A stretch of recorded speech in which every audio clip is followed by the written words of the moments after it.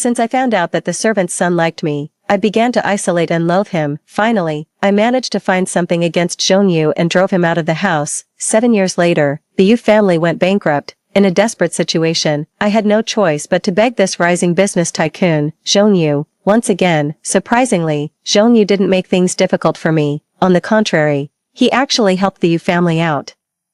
I stayed by his side and tried my best to gradually heal the previous rift between us, until one day, an accident occurred. The car plunged off a cliff. When I opened my eyes again, I found myself back in high school, during the worst period of our relationship. At that moment, I was doing everything I could to drive Jeonyu out of the house. Look at him, he's a pervert, so shameless. How can such a person still stay in our house? Mom and Dad, kick him out now. When I opened my eyes again, my head spun. The shouts I had just made still echoed in my ears. No one said a word. The villa was filled with an eerie silence. My father and mother looked at each other, seemingly taken aback by the scene. A pile of letters was scattered on the floor. They were the love letters Jeonyu had written to me in my previous life. I suddenly remembered that this was the time when I was about to graduate from senior high school 7 years ago.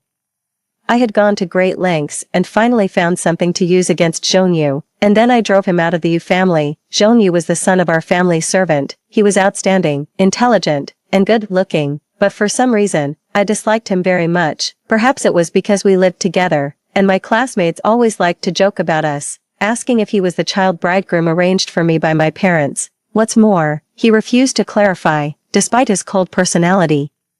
He was always much gentler and softer towards me than towards others. In my previous life, I distanced myself from him, mocked him. I even asked my mother several times to drive him out, but he never got angry. Gradually, he seemed to be truly sad. He talked to me less and less, until I found many diaries and love letters about me in his textbooks. Only then did I know that Jeonyu had liked me for a long time, like discovering a huge secret. I gathered the whole family together and then showed the evidence I found. I severely rebuked him, calling him terrible, a pervert, shameless. In fact, the content wasn't too explicit, but my mother had no choice. Finally, she fired Jeonyu's mother. It was the second semester of senior high school at that time, and because of the transfer, no other school was willing to accept Jeonyu, so he ended up repeating a year of study. Later, he went to study in a foreign place for college. In my previous life, I thought that was the last time I would see Jeonyu, but it wasn't. By chance, 7 years later, we met again. At that time, Jeonyu's business venture was successful. He broke into the circle of business celebrities and became a powerful new business magnate that no one could underestimate. Our family's company, however, was in a slump and on the verge of bankruptcy, with no one willing to help. In desperation, I had to beg Jeonyu for help. To my surprise, he agreed. And he didn't even make any demands. We maintained our communication through an ordinary business partnership, until one business trip, an accident suddenly occurred. The oncoming truck seemed to have a brake failure and crashed straight into us. Jeonyu desperately turned the steering wheel towards me. At the moment of impact, he tightly protected me under his body. Before he died, he reached out and touched my cheek. His voice was dry and filled with sorrow. Xiaohe, you hate me, don't you? But even though you hate me so much, all these years, I still wondered if we could be together one day. He paused and suddenly smiled. But it's so tiring. Loving you is so tiring. If there is a next life, I think I don't want to like you anymore. The rescue came too late. In the end, the crashed truck caught fire. The flames spread violently. I closed my eyes, placed my fingers on Jeonyu's cheek, and whispered, "It doesn't matter. If we could start over, let me come to you, okay?"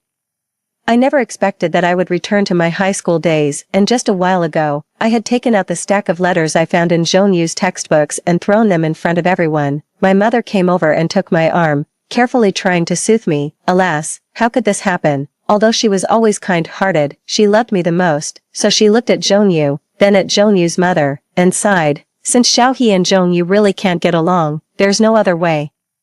We'll have to hire someone else. Jeonyu stood in the corner. The dim light cast a lonely shadow over him. He quickly stepped forward, gave a soft and his voice was cold and without the slightest hesitation. He said, "I'm sorry. It's my fault for causing trouble to you. I'll go pack my things now and leave with my mother." He turned around resolutely without even looking at me. This was exactly the same as in my previous life. I suddenly remembered that before he died, he tightly held my hand and said in a very low voice, "It's so tiring, Xiaohe, so tiring. It turns out that loving someone is such a tiring thing." I quickly picked up all the letters. then rushed forward and grabbed his wrist. Wait, Zhongyu, what I meant was just, I racked my brain and muttered softly, it's better to focus on studying before the college entrance examination. Can we talk about this after the exam? I lowered my voice for the last sentence, so only the two of us could hear it. Zhongyu suddenly turned his head and stared at me intently, his expression full of doubt and disbelief. After a long while, he pursed his lips and said to me word by word in a low voice, Yuhi,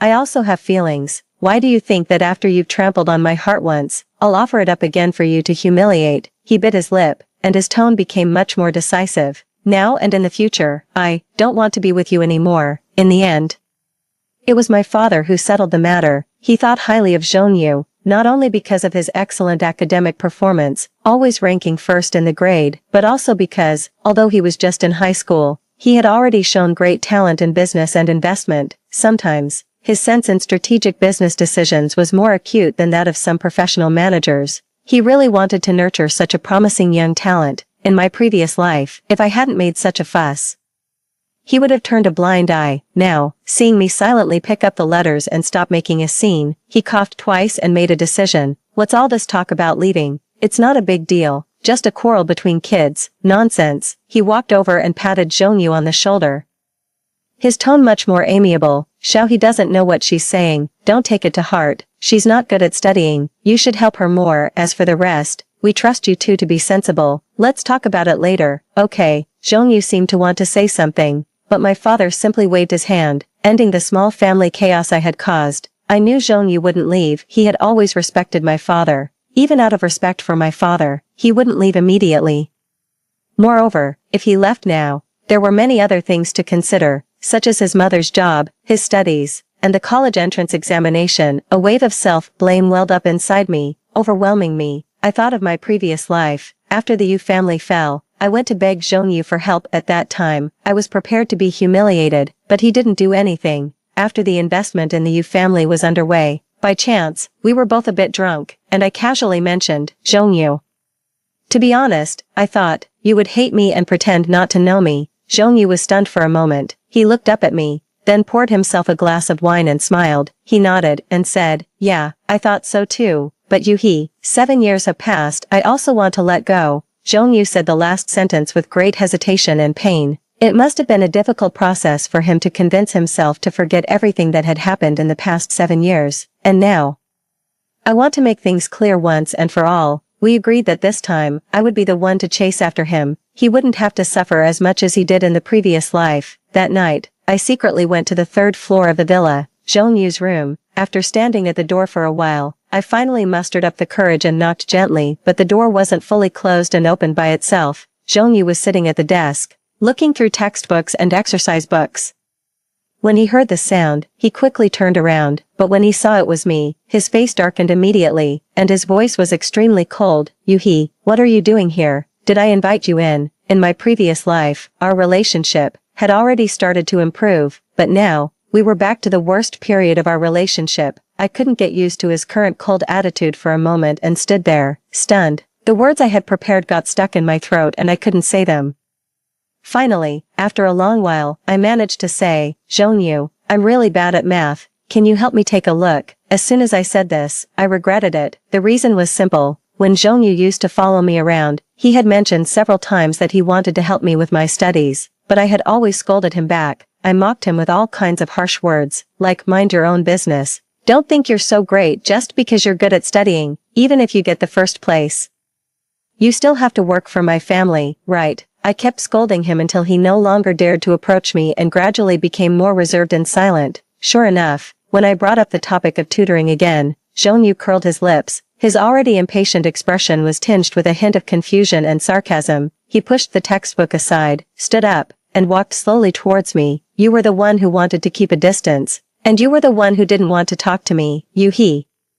Weren't these all your words? What's wrong with you? Did you come up with a new and better way to deal with me and drive me out? Zhongyu stood in front of me, frowning, looking disappointed. I suddenly realized that for the 18-year-old, newly adult Zhongyu, at this moment, it was very difficult for him to trust me. This realization made me blurt out, no. I took a deep breath, rubbed my eyes, and finally said the words I had wanted to say since I came up here, one by one, no. Zhongyu, I don't want to deal with you. I just want to apologize for everything I've done in the past, including the verbal abuse, the unnecessary coldness and humiliation, and so much more. I've grown up and I'm not as naive as I used to be, with all kinds of emotions swirling inside me. My next words were almost choked with sobs. So can you give me a chance? Can you try to forgive me? These words came from the bottom of my heart. So Zhongyu, can you give me another chance? I looked up at him softly. Zhongyu turned his face to the side. The previous expressions of weariness and suspicion seemed to be gradually fading away. He picked up the notebook he had been looking at earlier from the desk and threw it into my arms. If you want to improve your math, the knowledge points in this notebook are enough. Then he opened the door. Just as I was holding the exercise book, not knowing how to thank him, he made a gesture of invitation. He still didn't look at me. And his tone was still indifferent. There's no need to talk about forgiveness or not. I've already figured it out. You're a young lady, and you have the right to act willfully. It's only natural that you wouldn't like someone like me. Holding the doorknob, his cold gaze fell on me, making me feel a little ashamed. So you don't need to apologize to me, and don't come to me out of pity anymore. What does it feel like to be rejected twice by the same person in one day? Well, let me tell you. I really wanted to find a place to bury myself. After Zhongyu closed the door, I almost ran back to my room with my face covered. Then I threw myself onto the bed, and the phone in my pocket fell out and rolled aside. Just then, someone called. The screen lit up. It was Lin Rua, my best friend. We were deskmates in high school and had a very close relationship. She went abroad for college and later married into an old, established wealthy family. I heard that the family had very strict rules for daughters-in-law, so we didn't contact each other much. When the Yu family declined, I once thought about asking her for help, but considering that she wasn't happy either, I gave up the idea in the end. Seeing her name now, I was jolted awake. I immediately sat up and answered the phone. Yu-hee, what are you doing? Lin Rua's voice came from the other end of the phone. She was probably outside, and it was a bit noisy around her. I'm at a bar. Xian's brother just closed a big deal and rented out the whole place. Come and have fun with us. In my previous life, I did go there, but now, just reborn and having gone through all this, I really wasn't in the mood. Lin Rua walked to a quieter place, and her voice became much clearer. Xiaohe, what's wrong? You sound unhappy. Did something happen? After 2 lifetimes, there are some things I can only talk to her about. After a moment of hesitation, I covered my face and let out a sigh. Rua, do you know that Zhongyu rejected me twice today? As soon as this name came up, Lin Rua's voice almost deafened my ears. She let out several exclamations of disbelief and asked in confusion, Zhongyu, Yu-hee, are you crazy or am I? I clearly remember that you hated him very much. Don't tell me you're that kind of heartless girl who ignored him when he was chasing after you, but then noticed his goodness when he turned cold towards you. I leaned back and closed my eyes. Damn it, why did her words hit so hard? The worst part was that I couldn't refute them. Fine, fine. I grabbed my hair, feeling resigned. I was in the wrong. But you know how terrible my language skills are. That apology was already the best I could do. I don't know what to do next. Lin Rua was silent for a moment, seemingly deep in thought, then stopped trying to apologize. Zhongyu is willing to help you with your studies. Yu-hee, isn't there anything you can do for him to fix the relationship? What did Zhongyu need? He was excellent in studies, good looking.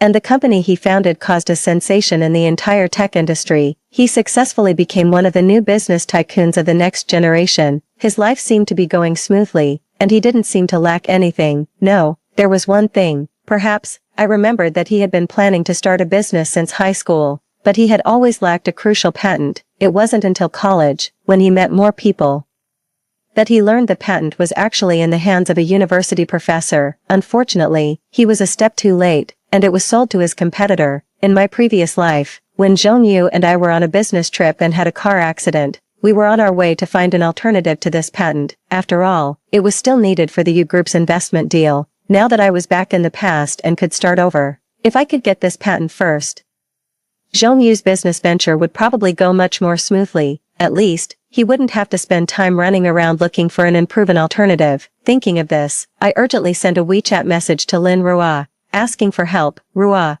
I remember your mom is a university teacher. Does she know a lot of people in the academic circle? Can you do me a favor and find someone for me? Lin Rua's mother was a well-known professor, and she had many friends engaged in research. I guessed it wouldn't take long to find out the identity of that professor, but I didn't expect that the first person to contact me about this wasn't Lin Rua, but Xian, the neighbor who lived next door to me. Xian and I grew up together, Technically, we were childhood sweethearts, and our relationship used to be very good, but after experiencing my previous life, I really didn't want to use this term to describe him. The Xie family's business was actually a bit larger than the Yu family's. So in my previous life, when the Yu family went bankrupt, the first person I thought of asking for help was Xian, but he didn't agree immediately. Instead, he lit a cigarette and suddenly asked me a question. Xiaohe, do you know the Chen family? I'm engaged to the Chen family's only daughter. We'll get married next month, probably. I looked up, confused. The Chen family seemed to be a prominent family from the south, and I hadn't had much contact with them, but this seemed irrelevant to me asking him for help. Right. Xian took a big puff of his cigarette, stared straight at me, and suddenly laughed. I used to think we would be together. Xiaohe, this kind of marriage is just for show. We can each do our own thing, if you don't mind the false reputation, and you're willing to stay by my side. He didn't finish his sentence because I had already stood up, picked up the coffee on the table, and poured it over his head. Xian, when did you become such a despicable person? I originally didn't want to pay attention to Xian, but after school, he directly blocked me outside our classroom. I couldn't avoid him, so I had to walk with him to the side of the corridor. Standing there impatiently, I gritted my teeth and asked him in a low voice, what exactly do you want? On the other side, Xian looked confused. He was stunned for a while, seemingly unable to understand how, in just a few days, my attitude towards him had changed so drastically. Are you upset about something? You didn't reply to my text messages, Xian complained, but he still wore that gentlemanly mask on his face. He waved a business card in his hand at me and leaned towards me with a smile. But don't be angry with me. I heard that Xiaohe was looking for someone, so I immediately asked my family to help. How are you going to thank me? I blinked and quickly understood. The business card in Xian's hand was the contact information of the professor I was looking for. Probably that night at the bar, Lin Rua had mentioned it casually, and he had remembered it. But even so, I didn't want to owe Xian a favor. Moreover, the request he made was very annoying. Isn't the son of your family's servant very good at studying? He can even predict exam questions. Why don't you get his notes, and we can study them together? Crazy, I thought with a frown. Before I could refuse, I glanced to the side. Suddenly, I saw Zhongyu. He was holding a stack of test papers. He had just come out of the teacher's office. As he passed by, his gaze seemed to casually rest on us for a few seconds, and then it moved away. I didn't know how much he had seen or heard, but his expression was as if we were the most insignificant strangers he had ever met. I didn't expect to run into Zhongyu, since school was already over. I thought he had left long ago. I pushed Xian aside forcefully and chased after Zhongyu. Zhongyu, I gently tugged at his sleeve and took a breath. Why pretend you didn't see me? Let's go home together. Being pulled by me, Zhongyu finally stopped. When he turned his head to look at me, there was a hint of weariness in his expression, and his voice was deep. What do you want? If there's nothing else, stop following me. Miss you. Isn't your childhood sweetheart waiting to walk home with you? Go to him. I was stunned. In my previous life, to distance myself from Zhongyu, even though we lived together, when the driver came to pick us up from school, I would deliberately go to the Xie family's car and let Zhongyu go home alone. Over time, he understood and would rather take the bus than walk with me. In this new life, I didn't want Zhongyu to misunderstand again, so I took this opportunity to explain clearly. I have nothing to do with Xian. I don't like him. We're not childhood sweethearts.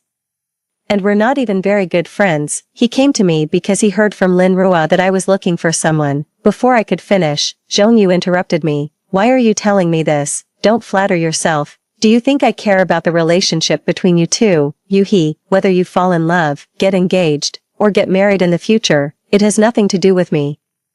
I really have no interest at all. He emphasized the last sentence very strongly. Actually, just now, I had an irrational thought, a little bit of joy. Did Zhongyu care when he saw me standing with another boy? But when he interrupted me and said those last words, it was like a bucket of cold water suddenly poured over me, soaking me completely. It made me wonder if there was any point in my pursuit and persistence until now. In my previous life, Zhongyu said he liked me, but in this life, had his feelings changed? I lowered my eyes dejectedly, forced a smile that seemed indifferent, nodded, waved at him, and stepped back. You're right, I'm a bit annoying, but Mr. Zhong, you've rejected me 3 times. There's a limit to everything. Even I, he, can get hurt, you know. After saying that, I turned around and ran away with my hands behind my back. There were tears in the corners of my eyes, and I felt like crying. So I ran away quickly, as if escaping. I didn't turn around.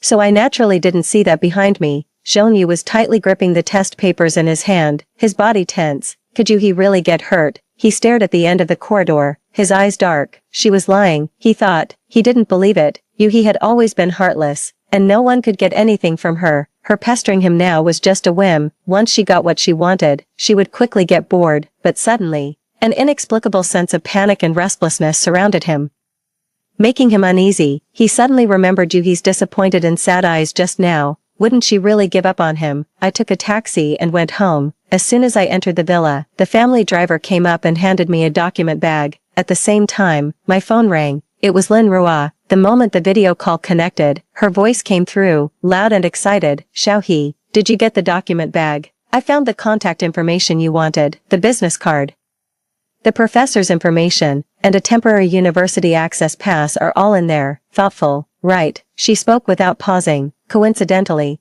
I heard that this big shot was a bit of a dunce in school and often copied my mom's test papers during exams. So don't worry, as long as it's not illegal, he'll basically help with anything. She winked at me and gave me a meaningful look. I don't believe that when Zhongyu sees our gentle, beautiful, and lovely Xiaohe, who's going all out to think of him, he won't have any feelings at all. Lin Rua hung up the phone. I looked at my phone. Actually, I could have taken it to school tomorrow, but I don't know why. I suddenly really wanted to see him right away. Maybe it was because this phone call connected my previous life and this life. I still wanted to give myself another chance to make things clear in person. After a moment of hesitation, I stopped the driver. Can you take me back to school?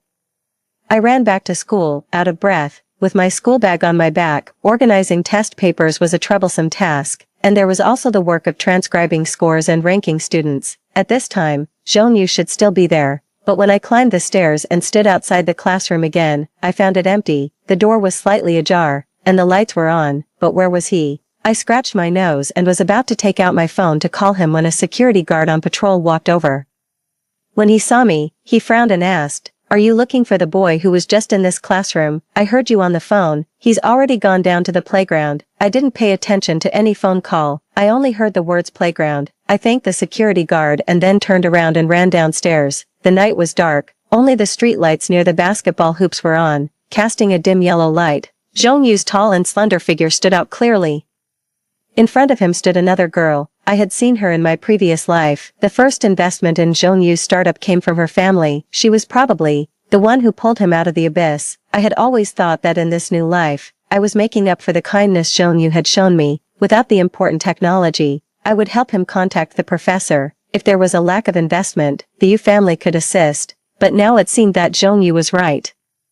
It was me who was being presumptuous. Zhongyu didn't need me. In my previous life, without me by his side, he still lived a good life, even without the patent and the Yu family's funding. Step by step, although it was slower, he could still reach the top. In this new life, perhaps the best choice was to let him be free and not interfere with each other. Standing in the corner, my mind was filled with these jumbled thoughts, until Zhongyu turned around. Our eyes met.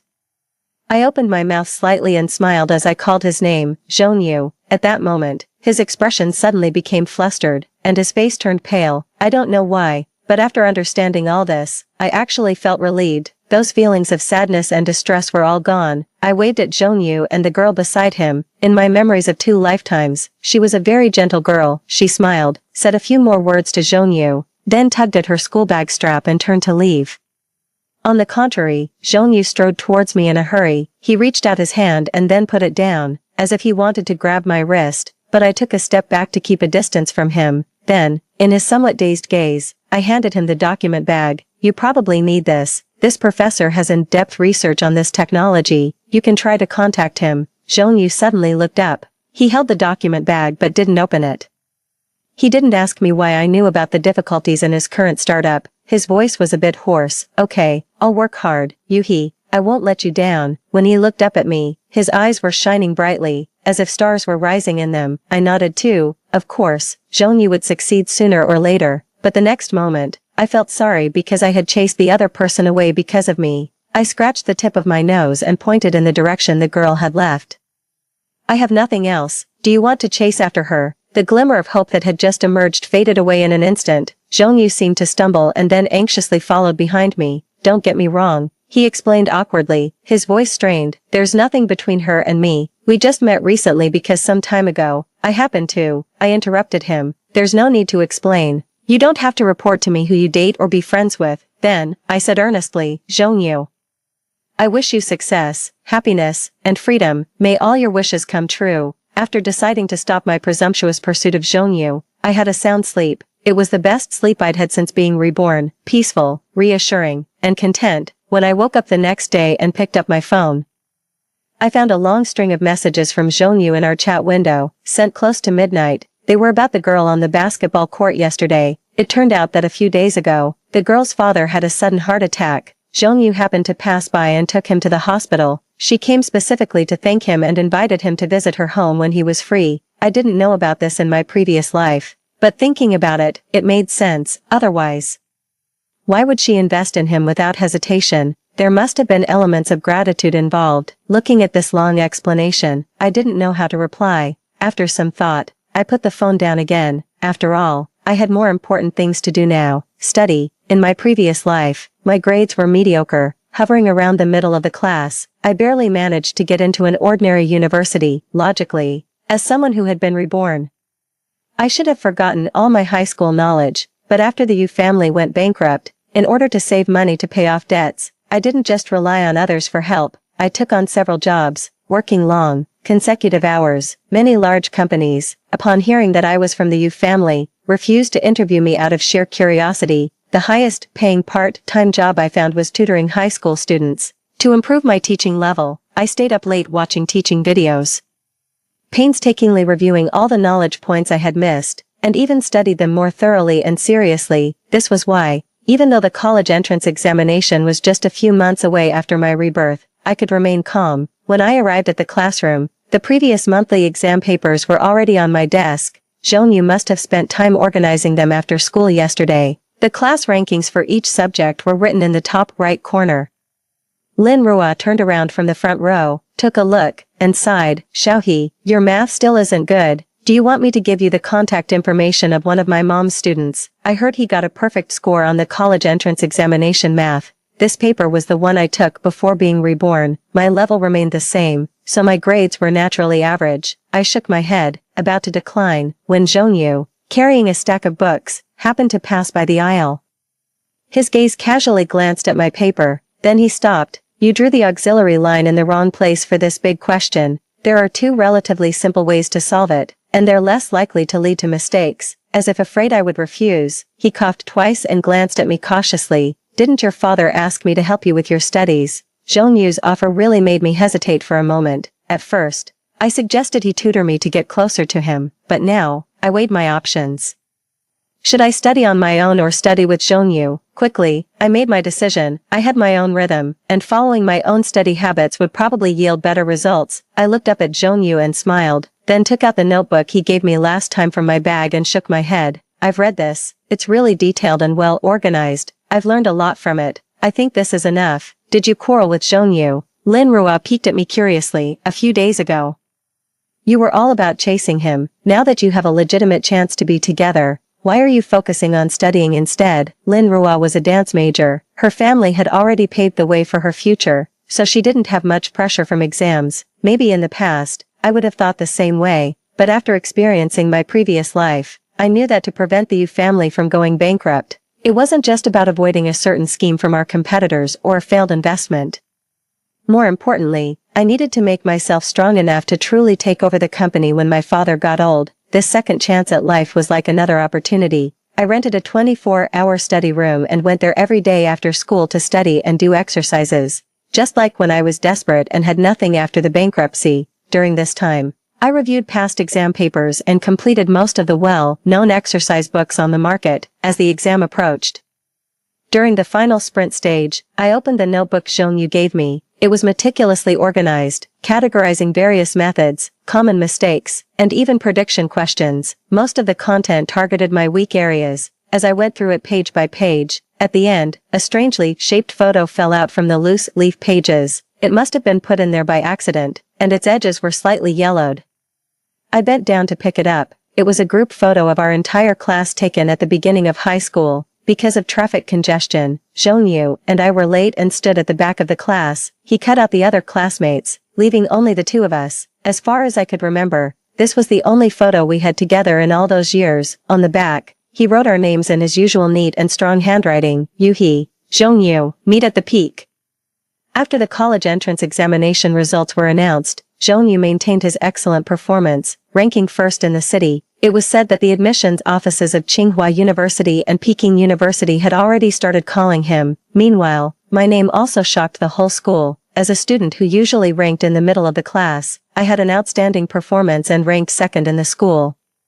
This score was high enough for me to choose any top major at universities across the country. The school hung up banners, and TV stations wanted to interview me about my study tips. My father was so excited that he almost fainted. He even wanted to create a big poster and send it to every employee in the company. Fortunately, my mother and I reacted quickly and strongly opposed the idea, preventing him from carrying out this impractical plan. Over the 2 lifetimes, some things had changed slightly. For example, Xian didn't perform well in this exam. In the previous life, before the college entrance examination, Zhongyu put the notes and some predicted questions he had compiled into my desk. I didn't want to look at them, and in the end, Xian took them. As a result, one of the big questions was exactly what Zhongyu had predicted, and Xian got more than 10 extra points. This time, due to those 10 points, his college application didn't meet the requirements, and he was dropped to the next batch. I heard his father was very dissatisfied and considering making him repeat a year of study.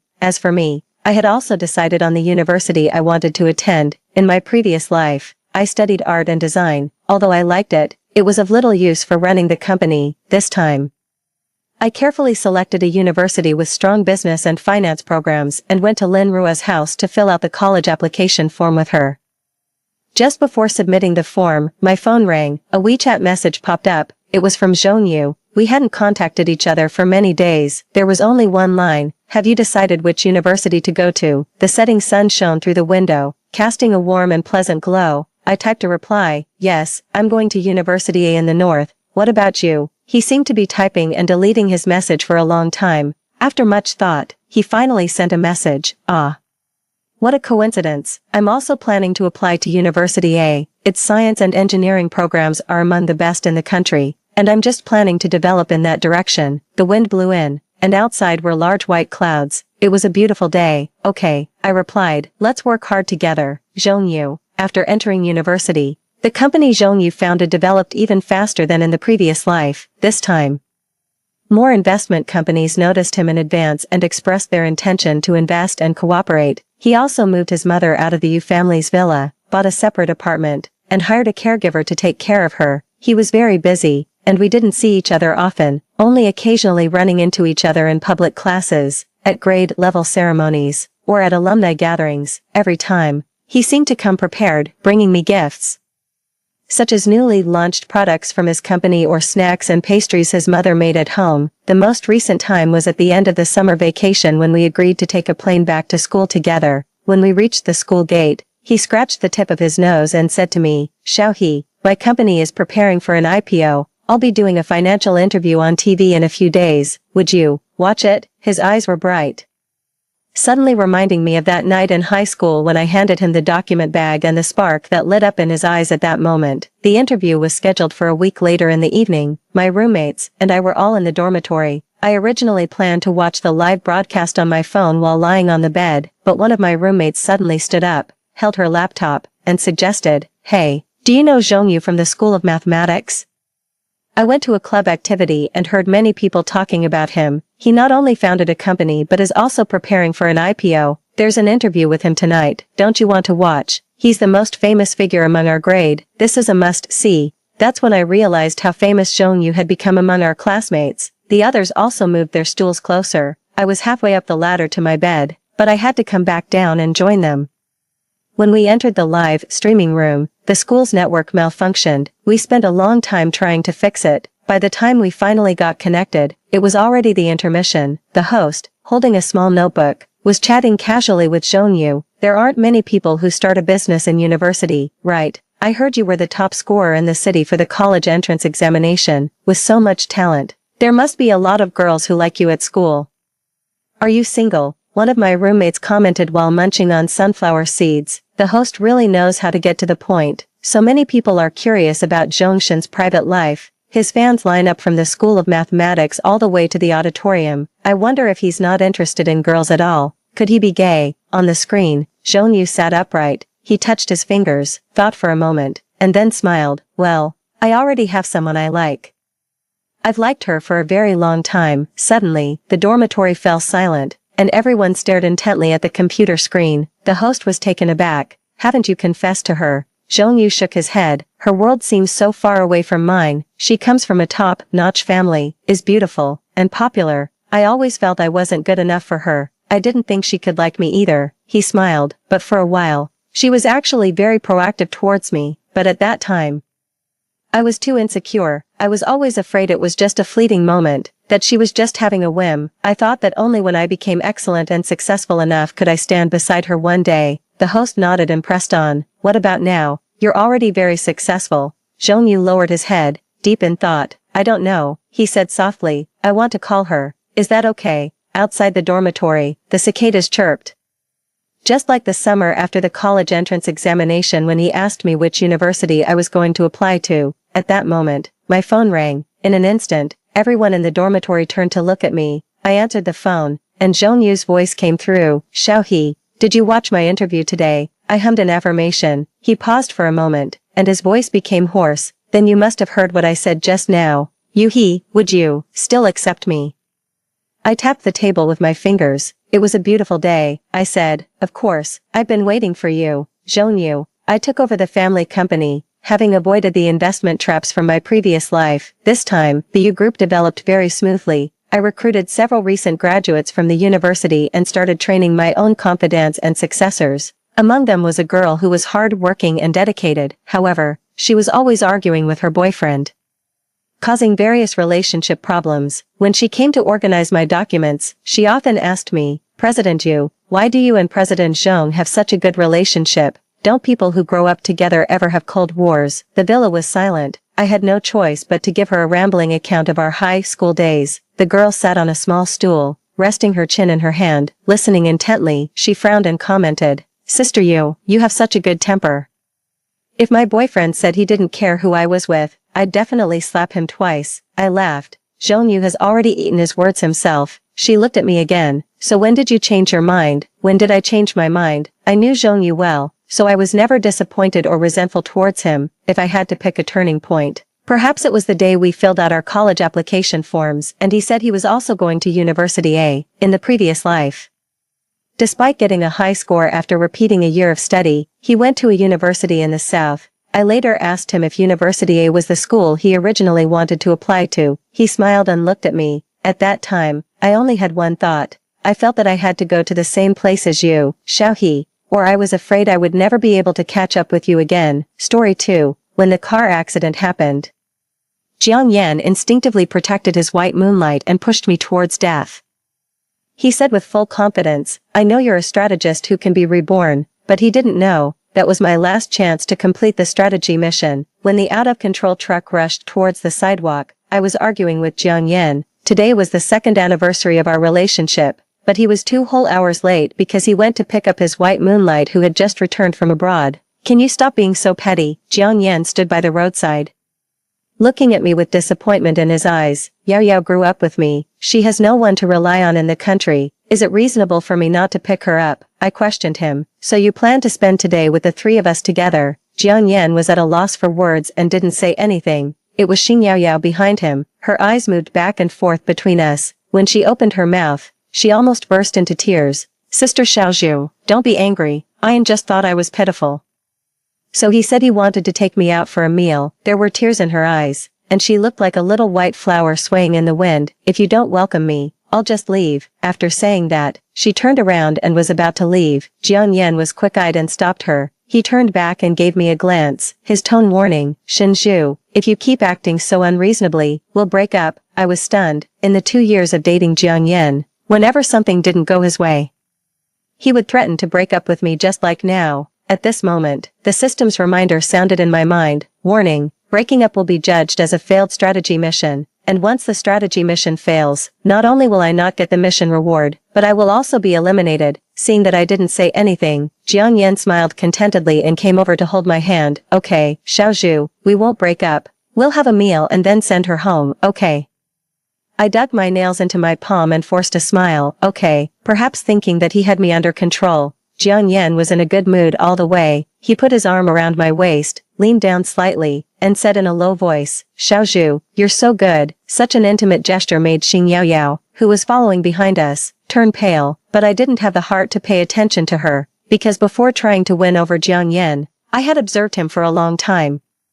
The former Jiang Yan was mature and steady, not at all like he was now, so childish as to force me to submit by threatening to break up. What on earth, what was wrong? I was lost in thought when suddenly there was a harsh car horn sound in my ear. Beep beep beep. I looked in the direction of the sound and saw an out-of-control truck rushing towards the sidewalk, straight at us. The crowd immediately panicked. Screams filled the air. Jiang Yan tried to pull me and run at the first moment.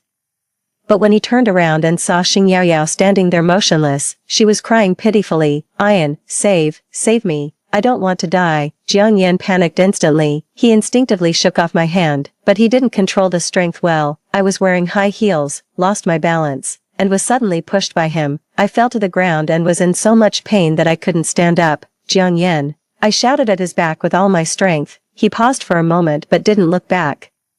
He rushed towards Xing Yaoyao and took her to a safe place. Seeing that the out-of-control truck was getting closer and closer to me, everyone was running for their lives, and no one cared whether I lived or died. Bang, accompanied by the harsh sound of tires rubbing and the intense pain in my body, I clearly realized that I was dying. After the heart-wrenching pain, there was a sudden flash of white light in front of my eyes. When I regained consciousness, my soul was already floating in the air. The system let out a sigh. Host, you're dead again. Why did it say again? Because during the process of winning over Jiang Yan, I had actually died twice already. The first time was by drowning. Given a choice between me and Xing Yaoyao, Jiang Yan chose Xing Yaoyao. The second time was during an earthquake. Given a choice again, Jiang Yan still chose Xing Yaoyao. This time, in the car accident. Given a choice once more, Jiang Yan chose Xing Yaoyao. The system asked me, I advised you to change the target of the strategy before, but you didn't agree. Do you regret it now? I said, no, I don't regret it. There was a moment of silence in the air. The system was extremely angry, and its usually cold electronic voice even carried a bit of the tone of being angry at someone's failure to live up to expectations. Host, do you know that just now was your last chance to complete the strategy mission? Do you understand what the last chance means? Of course I understood. This meant that I could no longer be reborn, but I really didn't regret it. At the beginning, we made an agreement that if the strategy was successful, you could exchange for a reward. Now that you've failed, you also have to accept the corresponding punishment. I let out an sound. I asked it, what kind of punishment? Your soul will be forever imprisoned by Jiang Yan's side. As soon as the words fell, an invisible force sent me back to the scene of the car accident. The wind whistled in my ears. The system's questioning voice echoed in the air. What on earth is so good about Jiang Yan? Is he worth you wasting all your chances to stay by his side? I should have just left you alone and let you fend for yourself since I knew you were so infatuated with love. I blinked my sore eyes, remained silent for a long time, and then said softly, well, leave me alone. The system never expected that I would give such an answer. It didn't understand why I was so persistent with Jiang Yan. It angrily scolded me a few words and simply went into hibernation. I floated and sat on the roof of the car boredly, propping up my chin and looking at the chaotic crowd. I saw two familiar figures at a glance. Xing Yaoyao was tugging at the corner of Jiang Yan's clothes and talking, but he seemed not to hear her and just stared at me motionlessly. Oh, no. He was looking at my body that had been crushed by the truck. Everything around seemed to stand still. After a long time, he suddenly pushed Xing Yaoyao away and stumbled towards me. He even fell down on the way, and blood was flowing from his palm. My body was already unrecognizable. He just took one look and couldn't bear to look anymore. Turning his head away, I was a bit far away and saw his lips move. As if he was mumbling to himself, I quickly flew over and got close to him. But the moment I heard what he said clearly, a thunderbolt seemed to explode on my scalp. He said, Xiaozhu, you'll definitely be okay. I know you're a strategist and can be reborn. You've died twice before, and you came back to life in the end. This time will be the same, right? As he spoke, he seemed to regain his faith. He took a deep breath, wiped his face, and said firmly, I'll wait for you to come back. I was extremely shocked. No wonder Jiang Yan knew that he could easily control me by threatening to break up, because he had known from the very beginning that I was a strategist, But he didn't know that that was my last chance to complete the strategy mission. Jiang Yan, I can't come back. The ambulance and the police car arrived at the same time, when the doctor wanted to move my body into the car. Jiang Yan firmly blocked them. No, don't touch Xiaozhu, she's not dead, she'll wake up in a few days. Everyone looked at each other in dismay. The doctor comforted him. Mr. Jiang, I know you can't accept it for a while, but your girlfriend is already dead, you should take care of your health. When Jiang Yan heard the word dead, his emotions immediately became agitated. He grabbed the doctor's white coat, the veins on his arm bulged, and he shouted, "Shut up, Xiaozhu is not dead. How could she die? She clearly..." His voice stopped abruptly. I saw the nurse give him an injection. It should be a sedative or something similar. He let out a hiss of pain, stepped back with his hand covering his arm, and soon fainted on the stretcher bed. The atmosphere in the ambulance was heavy. No one spoke during the whole journey, until the nurse who was cleaning Jiang Yan's wound let out a gasp. Everyone followed her gaze and saw that Jiang Yan was crying. He was still in a coma and didn't have a clear perception, but the tears that spilled from the corners of his eyes had already soaked the dark stretcher bed. His relationship with his girlfriend should be really good, right? What a pity. Hearing these sighs, I couldn't help but sneer. If they had seen the former Jiang Yan, they would know how much he hated me. The year I met Jiang Yan was the darkest period of my life. My parents got divorced, and neither of them wanted me. The only person in the world who was good to me passed away in the winter jasmine season that year, after being diagnosed with depression. When I held a small knife and wanted to stab it into my abdomen for the first time, the system found me. It said that as long as I completed the strategy mission and helped it achieve its key performance indicator, KPI, I could exchange for a reward. My eyelids twitched, and I asked it, "Can it bring back the dead?" The system was extremely certain. Of course it can. It gave me a few days to personally select the target of the strategy mission, but I wasn't interested in anyone, until I met Jiang Yan in the Martyrs Cemetery. He was sitting on the long steps, and the fine spring rain wet the broken hair on his forehead. He didn't speak or cry, he just sat there quietly. The wind blew the willow branches. I stood not far away and stared at the tear mole at the corner of his eye for a long time. Then I opened my mouth gently and told the system, "I want to choose him. The difficulty of winning him over is very high, and before you..." The system hesitated and then reminded me, "There have been several strategists who were eliminated because of failure. Are you sure?" I nodded firmly. The system couldn't persuade me. Helplessly, it helped me apply for 3 chances to complete the strategy mission. The higher the difficulty coefficient, the more chances for the strategy mission. From that day on, I spent time observing Jiang Yan and found that he was gentle, modest, and polite to everyone, but such a person spoke rudely to me the first time he saw me. "TSK, tell me, did you sprain your ankle this time, or are you just going to throw yourself into my arms directly?" I was taken aback. He squinted his eyes at me and sneered, "What are you pretending to be stupid for? Even if women like you strip naked and stand in front of me, I still won't like you." I didn't understand what he meant at that time. Now that I think about it, he should have known that I was a strategist at that time. Otherwise, why would he reject me so much? Later, I always stayed by his side at a distance that was neither too far nor too close. Once, his friend called me and said that he had a stomachache and asked me to go and bring him medicine. When I arrived, I saw him sitting on the sofa full of energy. He asked me, "Why are you here again? You're really persistent." I pursed my lips and didn't say anything, just handed the medicine to him. He didn't take it. Instead, he leaned forward slightly and said in my ear, "Since you're already here, let me treat you to a drink, okay?" As soon as the words fell, my vision went blurry. Red wine was poured all over my head, flowing down my cheeks and wetting my chest all the way. The clothes in summer are very thin, and even the color of the camisole could be seen clearly. Jiang Yan glanced at me frivolously.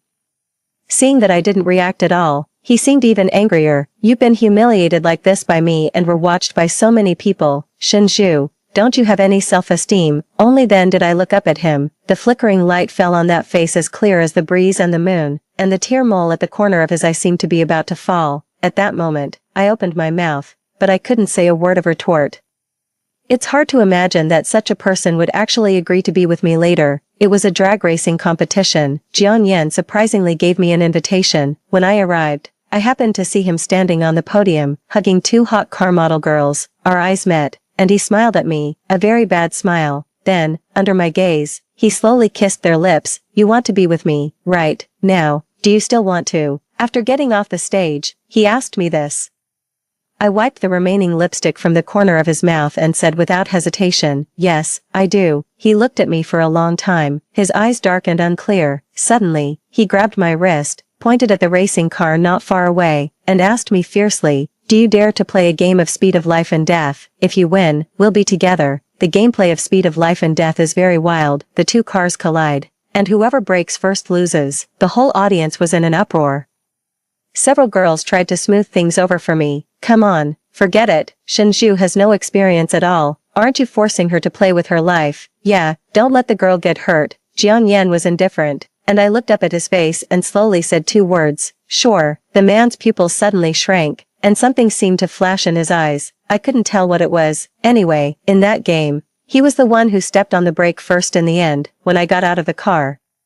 My stomach was churning, and I staggered and fell to my knees on the ground. Jian Yan angrily threw his helmet, pulled me up, and roared at me, are you crazy? Don't you care about your life? And I just looked at him calmly and asked, can we be together now? His eyes were red, and he was speechless for a long time, just like that.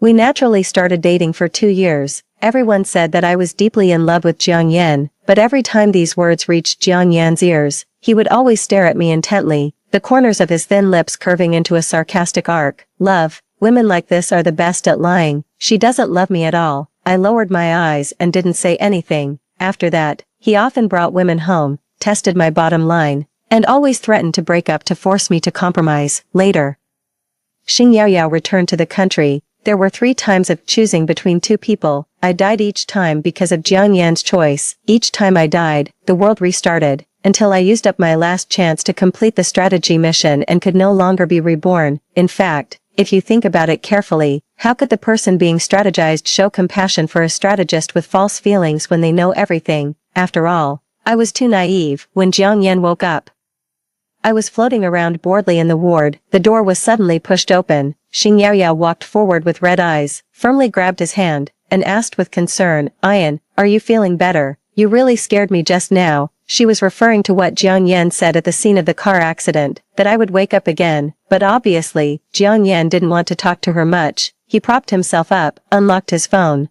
looked at the time, and suddenly said in surprise, 2 hours have already passed. Xing Yaoyao didn't understand and asked in agreement, yeah, what's wrong? Jiang Yan's eyes flickered violently with emotions. His fingers couldn't help but tremble slightly, and his voice was tight. This is impossible. It's absolutely impossible. Xing Yaoyao was scared by him and stood there stunned, not daring to say anything. The first 2 times, the world restarted less than half an hour after I died, but this time, 2 hours had passed, and the world was still going on. Jiang Yan suddenly stood up, his expression desolate, like a trapped beast. After a moment, he seemed to think of something, pulled out the indwelling needle, and ran outside. Xing Yaoyao quickly chased after him. I floated behind them, secretly guessing where Jiang Yan would go, until the familiar house number appeared in front of my eyes. I realized that he had come to my home, when the door lock was pried open.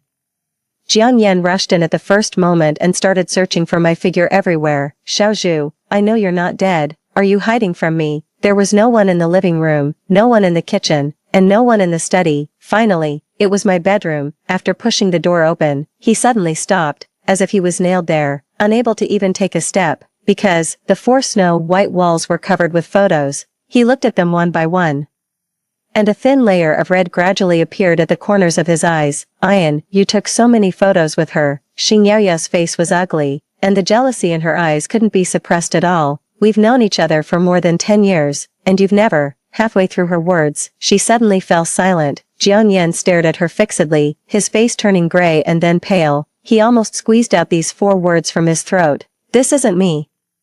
I looked at the man with a warm smile in the photos and couldn't help but bend my lips. Yes, that wasn't Jiang Yan. Why did I choose him as my target for the strategy mission at first sight? Why did I waste all 3 chances on him? Wasn't it just because of his face? That face exactly like his. The window on the balcony wasn't closed tightly. The evening wind blew into the room and blew down a group photo. Jiang Yan picked it up, when he saw the beautiful handwriting on the back.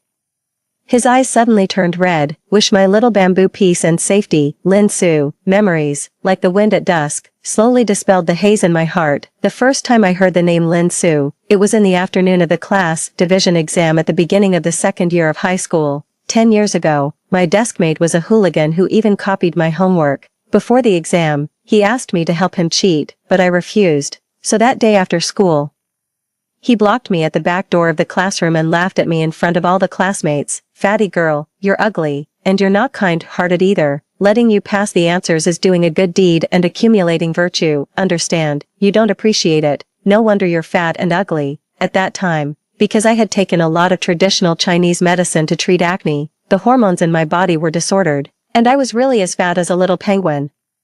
Many classmates were echoing. I blushed and was overwhelmed by a sense of inferiority. In the midst of so many taunts, suddenly a clear male voice interjected. "Are you so proud of commenting on a girl's appearance?" My eyes followed the sound. A boy in a black t-shirt and a black baseball cap stood beside me with his hands in his pockets. Later I learned that his name was Lin Su, a senior 2 years older than me. Lin Su raised his chin, motioned to my deskmate with his eyes, and said in a contemptuous tone, "I'm asking you, trash bug, you don't know how to respect girls, do you?" My deskmate was stunned for a moment. After reacting, he cursed and took off his school uniform jacket. About to start a fight, Lin Su took 2 steps forward and stood in front of me. I don't remember clearly what happened next. Before the fight, Lin Su put his hat on my head, and my vision was completely blocked. I could only hear the painful grunts of my deskmate.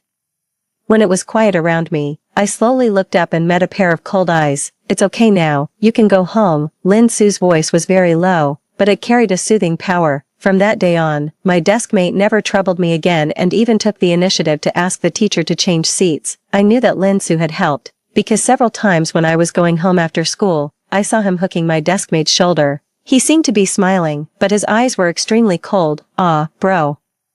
Just forgive me. I'll never bully girls again." Lin Su frowned and kicked him. "Has your mouth learned to be good? Good, good, very good." When his expression softened a bit, my deskmate rode away on his bike. I was very grateful to Lin Su, so I bought a bunch of snacks to thank him. He was playing basketball with his friends at that time. After hearing why I came, he raised his eyebrows, lowered his head and took the cheapest lollipop, and smiled at me. "Thanks, you can keep the rest." Just like that, I carried the snacks back to the classroom. After school, when passing by the grocery store, Lin Su and his friends were walking in front. A few meters away, I heard someone ask him, "Who's the girl who gave you snacks this afternoon? Her face is pretty, but she's too fat." I subconsciously held my breath, wanting to hear the answer. Lin Su suddenly stopped, punched the man on the shoulder, and said seriously, "Shut up." After walking a few steps, he took out the lollipop from his pocket, unwrapped it, and put it in his mouth, saying vaguely, "She's quite cute." My steps stopped in place. Looking at their receding backs, I suddenly realized that was the first time someone described me as cute. It was as if an electric current passed through the tip of my heart, making it tingle. The schoolwork in the 3rd year of high school was very heavy, and I lost more than 20 pounds from being tired. Gradually, many boys began to chase me and write me love letters. But because of this, I was excluded by a small group of girls. They called me to a corner where no one was around, a place where the surveillance couldn't reach. I was pinned to the ground. The girl in the lead took a cup of boiling water and poured it on my calf little by little. "You were so fat before. Now that you've lost weight, you're even wearing a short skirt. Huh, who are you seducing? Are you very proud that my boyfriend wrote you a love letter?" I was in so much pain that I couldn't speak clearly, and my voice was intermittent. "Who's your boyfriend?" This sentence seemed to offend her somehow. She got even angrier and told the others to hold my chin. The boiling water was poured towards my face. I closed my eyes subconsciously, but the imagined pain didn't come. Instead, I fell into a warm embrace. The boy's firm chest muscles almost suffocated me. "How are you? Are you okay?" Hearing the familiar clear voice, I suddenly opened my eyes and found that my back was already soaked in cold sweat. The girl was pushed to the ground and let out a scream. The boiling water scalded her own face. The commotion was so loud that when the dean came, those girls were so scared that they confessed everything.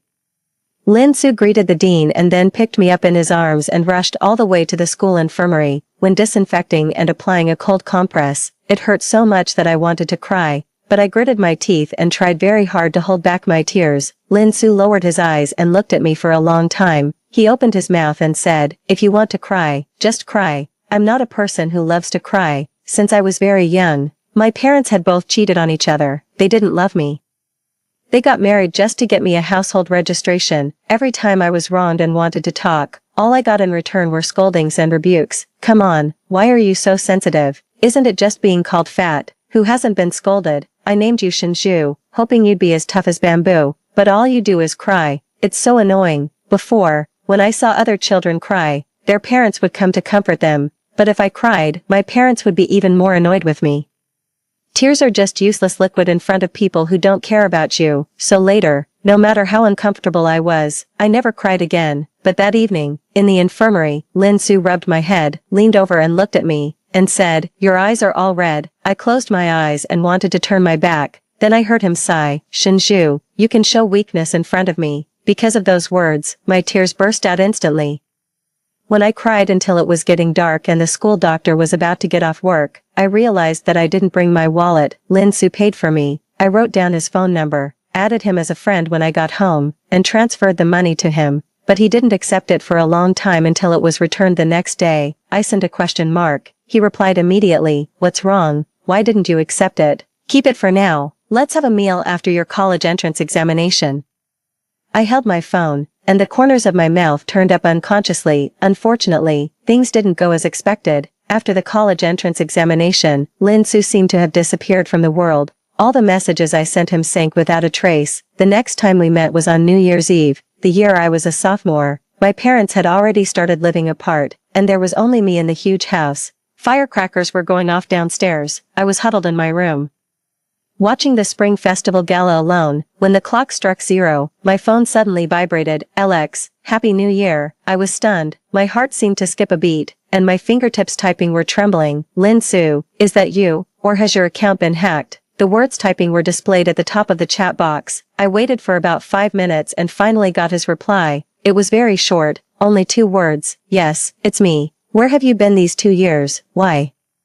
Why didn't you contact me?" I couldn't say the second half of the sentence, but the person on the other side seemed to sense it in advance and sent me a voice call. I answered, suddenly hearing that familiar yet unfamiliar clear voice. I didn't know what to say for a moment. It was Lin Su who broke the silence first. He asked me to go to the balcony and face the 2 o'clock direction. I didn't understand, but I did as he said. A dozen seconds later, with a bang, a brilliant firework bloomed in the lonely night sky. The petals fell like rain, as if within reach. I kept the phone answering posture and looked up for a long time. A man's deep voice came from the other end. "Sorry, I was on a mission before and my phone was handed in. I missed a lot of your messages." My breath caught. Suddenly I remembered that Lin Su studied in a police academy. "Last year at this time, you wished me a Happy New Year. This year it's my turn." After hanging up the phone, I saw the replies from my parents. "Happy New Year, Dad. Got it. Happy New Year, Mom. Busy." None of them wished me a Happy New Year. Only Lin Su, only Lin Su, only Lin Su, who, after being out of touch for 2 years, set off fireworks for me on New Year's Eve to wish me a Happy New Year. I said before, I don't like to cry, but the tears just wouldn't listen. The 2 years of my junior and senior years of college were some of the few happy times in my life.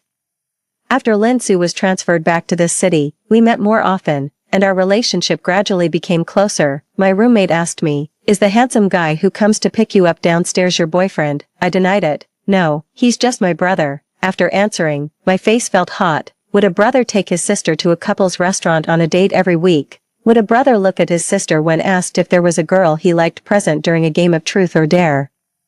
Would a brother climb over the wall to carry his sister to the hospital in the early hours of the morning when he learned that she had menstrual cramps and stay up all night to rub her stomach? No, but I didn't dare to ask more. Lin Su was like a distant oasis that a traveler in the desert suddenly saw to me. I could only look at it foolishly from afar. I was afraid that if I got closer, the beautiful dream would be shattered. At the end of May, approaching graduation, I was exhausted by my graduation project every day. Lin Su drove me to the beach to relax. On the way, we met several couples who invited us to play kayaking together. It seemed to be a competition activity carried out by a certain company. They were short of people temporarily. "Come on, little sister. Your boyfriend has such a good figure. He must have good physical strength." "Right, if you win first place, there's a reward." My ears turned red. "Ah. He's not." "Okay," Lin Su interrupted me. I looked at him. I don't know if it was my illusion. The man's lips seemed to curl up. When we got on the kayak, a few seconds before the start of the competition, I belatedly asked, "So what's the reward for first place?" Lin Su's eyes shifted, and he replied a little unnaturally, "A very delicate Swiss Army knife." Very delicate. Judging by his tone, Lin Su should like it very much. With the belief of wanting to win first place. Even though neither Lin Su nor I had much experience, we gradually fought our way to the top 3, but the first place team seemed to be at a king level. In the end, even Lin Su, who had good physical strength, was gritting his teeth and persevering. Out of the corner of my eye, I saw the veins bulging on his arm and the cold sweat oozing from his forehead. Actually, I really wanted to tell him that it was okay if we couldn't win. I would give him an even more delicate Swiss Army knife tonight. While thinking, our kayak was slowly overtaking the first place team. When we passed by, the person on the opposite side suddenly let go and said to Lin Su with a smile, "Brother, you're really going all out. My wife is shy. She definitely won't be willing to kiss in front of so many people. First place is for you." I was stunned. What kiss? Wasn't it a Swiss Army knife? When I turned back and met Lin Su's smiling eyes, I realized that I had been deceived. Sorry, I had ulterior motives. Lin Su took my hand and stood by the beautiful sunset-lit beach, whispering an apology to me. The reward for first place was never a Swiss Army knife, it was 2 plane tickets to the capital and, kiss your loved one. My mind went blank. It would be meaningless for me to pretend to be stupid anymore. Lin Su, actually you don't have to be so desperate. You don't have to be so desperate. I will still be with you. He looked at me quietly and slowly said, Xiaozhu, I wanted to win. I wanted to be with you, and I also wanted to. He pursed his lips and gently held my face. Kiss you. Thump thump thump. My heart almost jumped out of my chest. Lin Su tilted his head and kissed my forehead piously. The picture was frozen at this moment. Xiaozhu, I'm holding your hand. Being Lin Su's girlfriend was a very happy thing. He was always gentle and always emotionally stable. No matter how many conflicts there were between us, the first one to give in was definitely him, alas.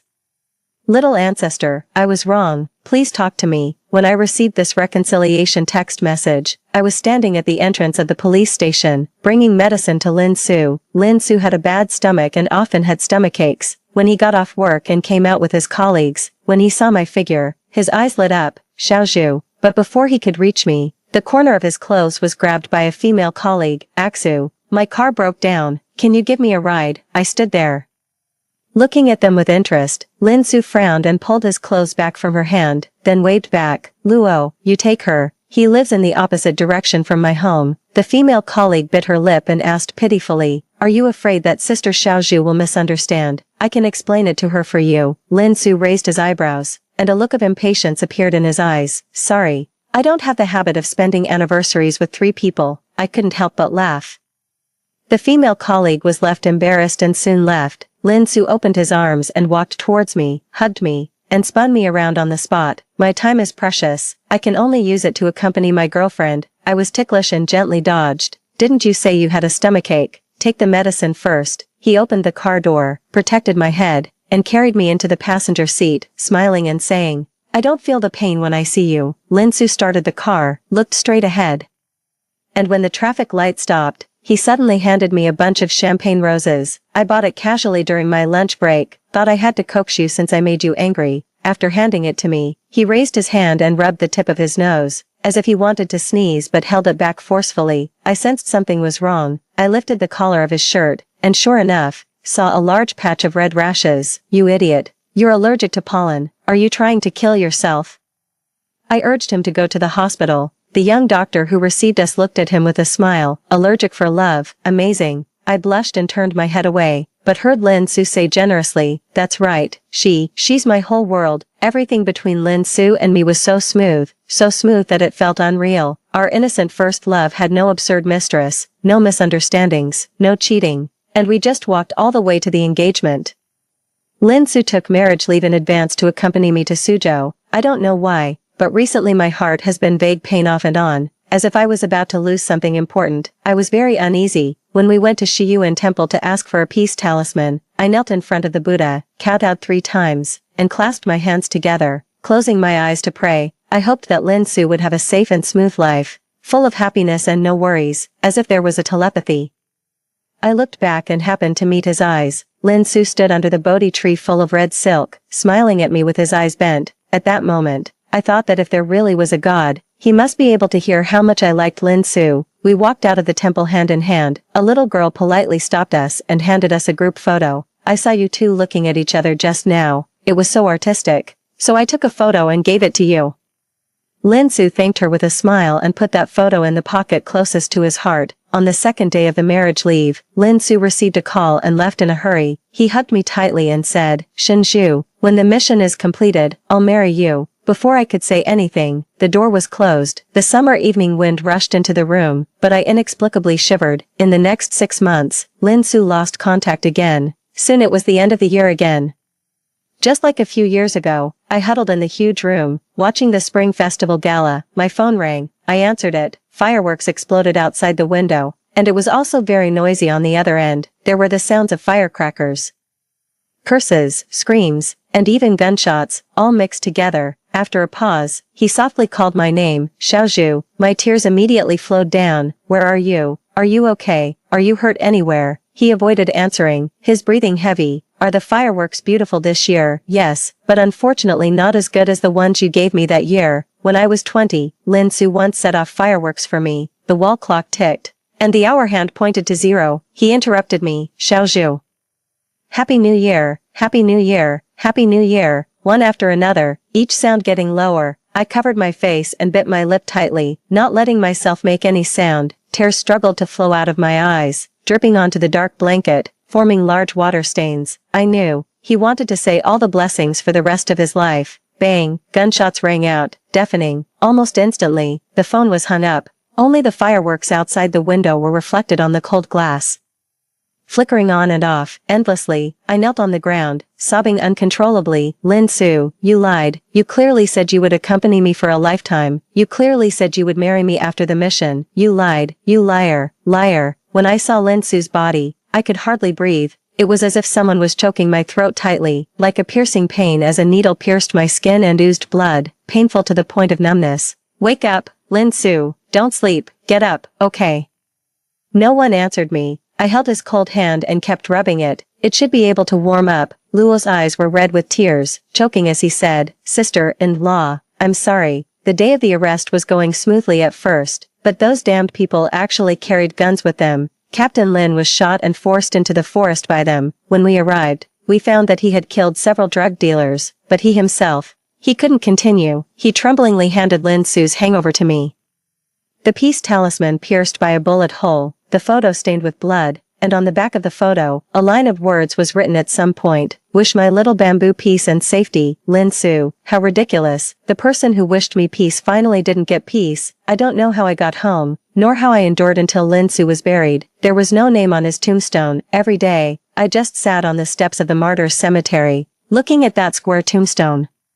When I wanted to commit suicide, the system found me. I agreed to help it complete the strategy mission because I wanted to revive Lin Su, but finding a target for the strategy mission was really difficult. My mind was full of Lin Su who stood up for me in the classroom when I was 17, Lin Su who saved me from the bullies, carried me into the infirmary when I was 18, Lin Su who set off fireworks for me and wished me a happy new year when I was 20. Lin Su who kissed me by the sea and confessed to me when I was 23, Lin Su who would send me flowers to coax me even though he was allergic when I was 24, Lin Su who smiled at me under the Bodhi tree in Jietai Temple when I was 25, and finally, Lin Su who was lying underground, lifeless, when he was 26. How could I forget him? So when I saw Jiang Yan for the first time, I decided to choose him.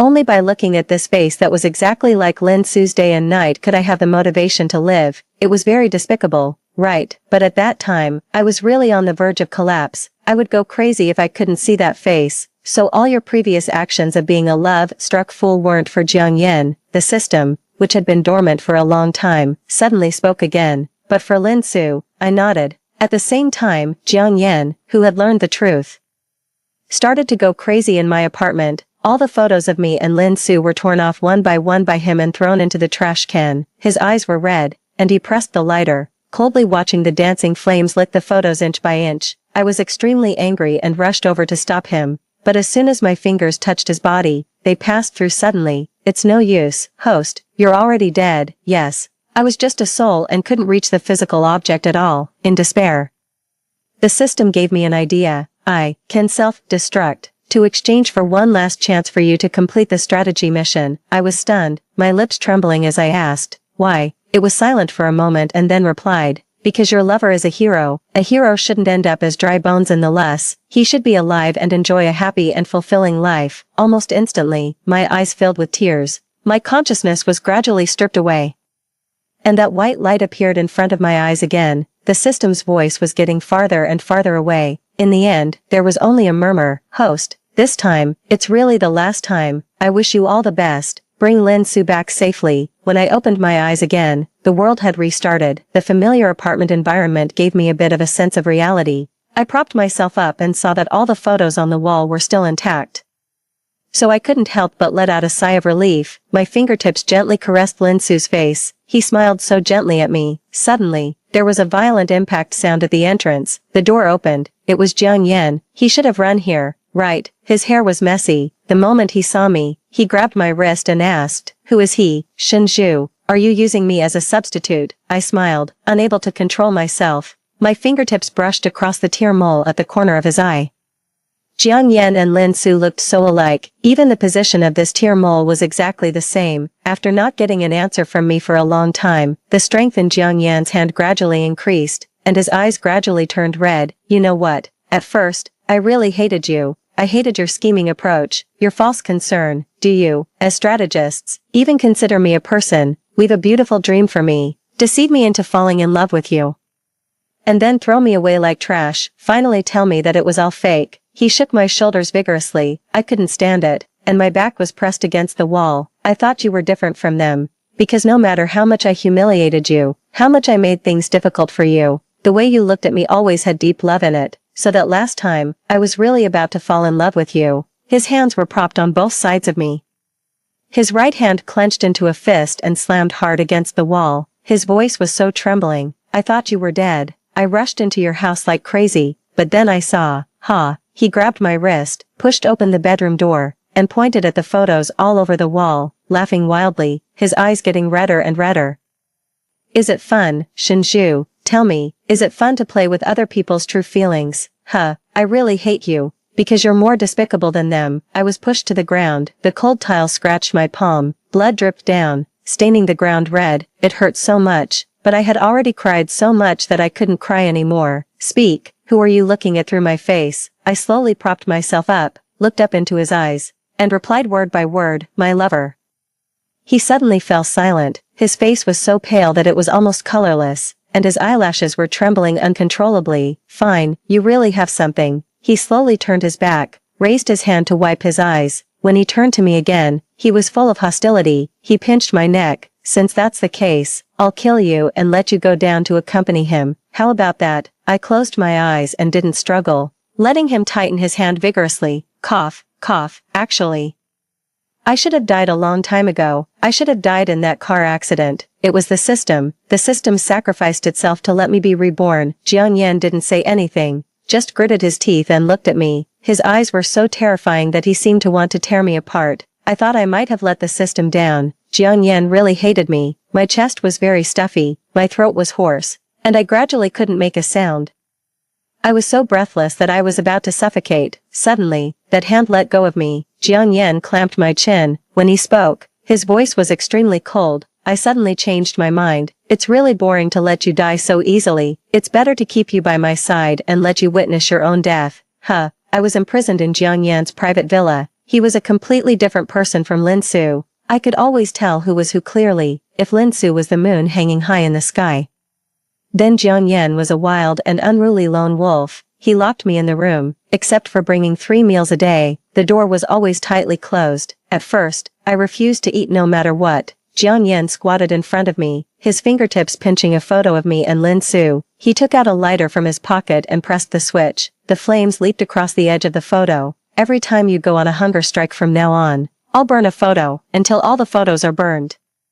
I struggled to rush over, but my wrist was firmly grasped. Jiang Yan did what he said. I watched helplessly as several photos turned to ashes. Those were my only memories. I didn't dare to go against Jiang Yan anymore. I don't know if it was my illusion, but after I ate on time, he visibly relaxed. Occasionally, he would also be merciful and take me out, but every time on such occasions, there were other women around Jiang Yan. If you looked carefully, you would find that they all looked a bit like me, just like he was taking revenge on me for using him as a substitute. I could only pretend not to see. time passed day by day, counting the days. Xing Yaoyao would return to the country today. The choosing between two people was about to start again, but this time, I was really tired. I lay on the cold floor, staring at the ceiling in a daze. I was thinking that if Jiang Yan still chose Xing Yaoyao, then after I died, could I see Lin Su? Could we still be together? Then let me die. When this thought came to my mind, I was surprisingly calm. The only thing I felt guilty about was the system. It sacrificed itself, but I was so useless. There was the sound of a car engine downstairs. Along with it came the girl's soft coquettish voice and the man's doting response. A thunderbolt split the sky outside the window, and a thick tree crown was split in half. The door of the room was pushed open. Xing Yaoyao walked over and kicked me on the ground with her toes, sneering at me. I looked at the window with empty eyes, until the lightning struck the villa. All the lights in the room went out, and thick, choking smoke kept pouring in. The roof beam suddenly fell, trapping me and Xing Yaoyao in the corner. I thought I finally knew how I was going to die this time. The fire was raging. In a trance, I seemed to see Jiang Yan rushing into the room. His clothes were messy, and he was in a panic. After looking at me, he didn't stop and went straight to the dying Xing Yaoyao. For the last time, he still chose her. I closed my eyes in despair. It seemed that someone turned around and rushed towards me. A pair of hands steadily supported my waist. Shinju, why do you have to be a strategist? Why do you have a lover who died on duty? These days of torturing you, I feel like I'm going crazy too. Jiang Yan patted my face. I really wanted to open my eyes, but my eyelids were so heavy. Your lover's name is Lin Su, right? To be honest, I'm so jealous of him. Just now I was thinking, if it were him, he would definitely rush towards you the first time, right? The man's fingers stroked my neck and touched my face. After a while, he sighed softly. You're safe now. I should go back and save Yaoyao. The fire is quite big. Do you think if I don't come out, it would be okay? He let out a low laugh and answered his own question. That would be fine too. By the way, will you miss me like you miss him? Alas, it doesn't matter. I seemed to smell the smell of the wind, the smell of freedom. There was a warm touch on my lips. It was as light as a dragonfly skimming the water. At the very end, he said, be happy, Xiaozhu. I slowly opened my eyes and looked at the villa not far away. The raging fire was devouring it. Ding. A mechanical electronic sound rang in my ear. Congratulations, host. The strategy mission is successful. The mission reward is being exchanged. When I saw Lin Su standing in front of me alive, I pinched my thigh hard. He took my wrist, turned his head, and looked at me with a smile. Xiaozhu, I'm back. I stood there stupidly, my legs weak, not even daring to blink. I was really scared that the Lin Su in front of me was an illusion. He looked at me quietly, with a gentle pull. He hugged me into his arms. My eyes were hot and wet, and I hugged him back tightly. I cried and babbled to him about everything that had happened during this period, about how the system found me when I committed suicide after his death, about the 3 failed strategy missions and the sacrifice of the system, about my entanglement with Jiang Yan. He listened very carefully, extremely carefully. After I finished, I looked up at him with red eyes. He gently rubbed my head. Our Xiaozhu, you really worked hard for me that night.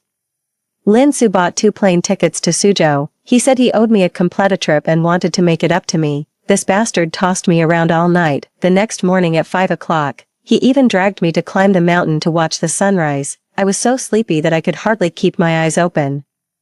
I saw a strip of fish, belly white, emerging along the horizon, a red sun hanging in the blue sky, and the sunlight dyed the clouds rose-colored. I leaned on Lin Su, staring at the tear mole at the corner of his eye. He noticed my gaze and raised his eyebrows at me. He asked me, what's wrong? I said, people who watch the sunrise together will be together for a long, long time. It's a very silly thing to say, right? He also laughed and pinched the tip of my nose. Silly girl. I'll always be by your side. We walked down the mountain through the thin mist. When we reached Pingjiang, it started to drizzle. The boatman paddled his oar and shouted at me, it's raining. Do you want to take a whooping boat? I looked back at Lin Su. He was taking off his windbreaker, wanting to shield me from the rain. I shook my head at the boatman, took Lin Su's hand, and said, let's just walk. The rain was fine and gentle, like a veil, falling on our hair and shoulders. As we strolled along the ancient streets, the sound of raindrops on the eaves was like a soft melody. Lin Su's hand was warm, and I held it tightly, afraid that if I let go, this beautiful dream would shatter. We passed by a small tea house. The aroma of tea wafted out, mixed with the smell of rain. Lin Su pulled me in, and we sat by the window, watching the rain-washed world outside. The waiter brought 2 cups of biluakun. The green tea leaves unfurled in the hot water.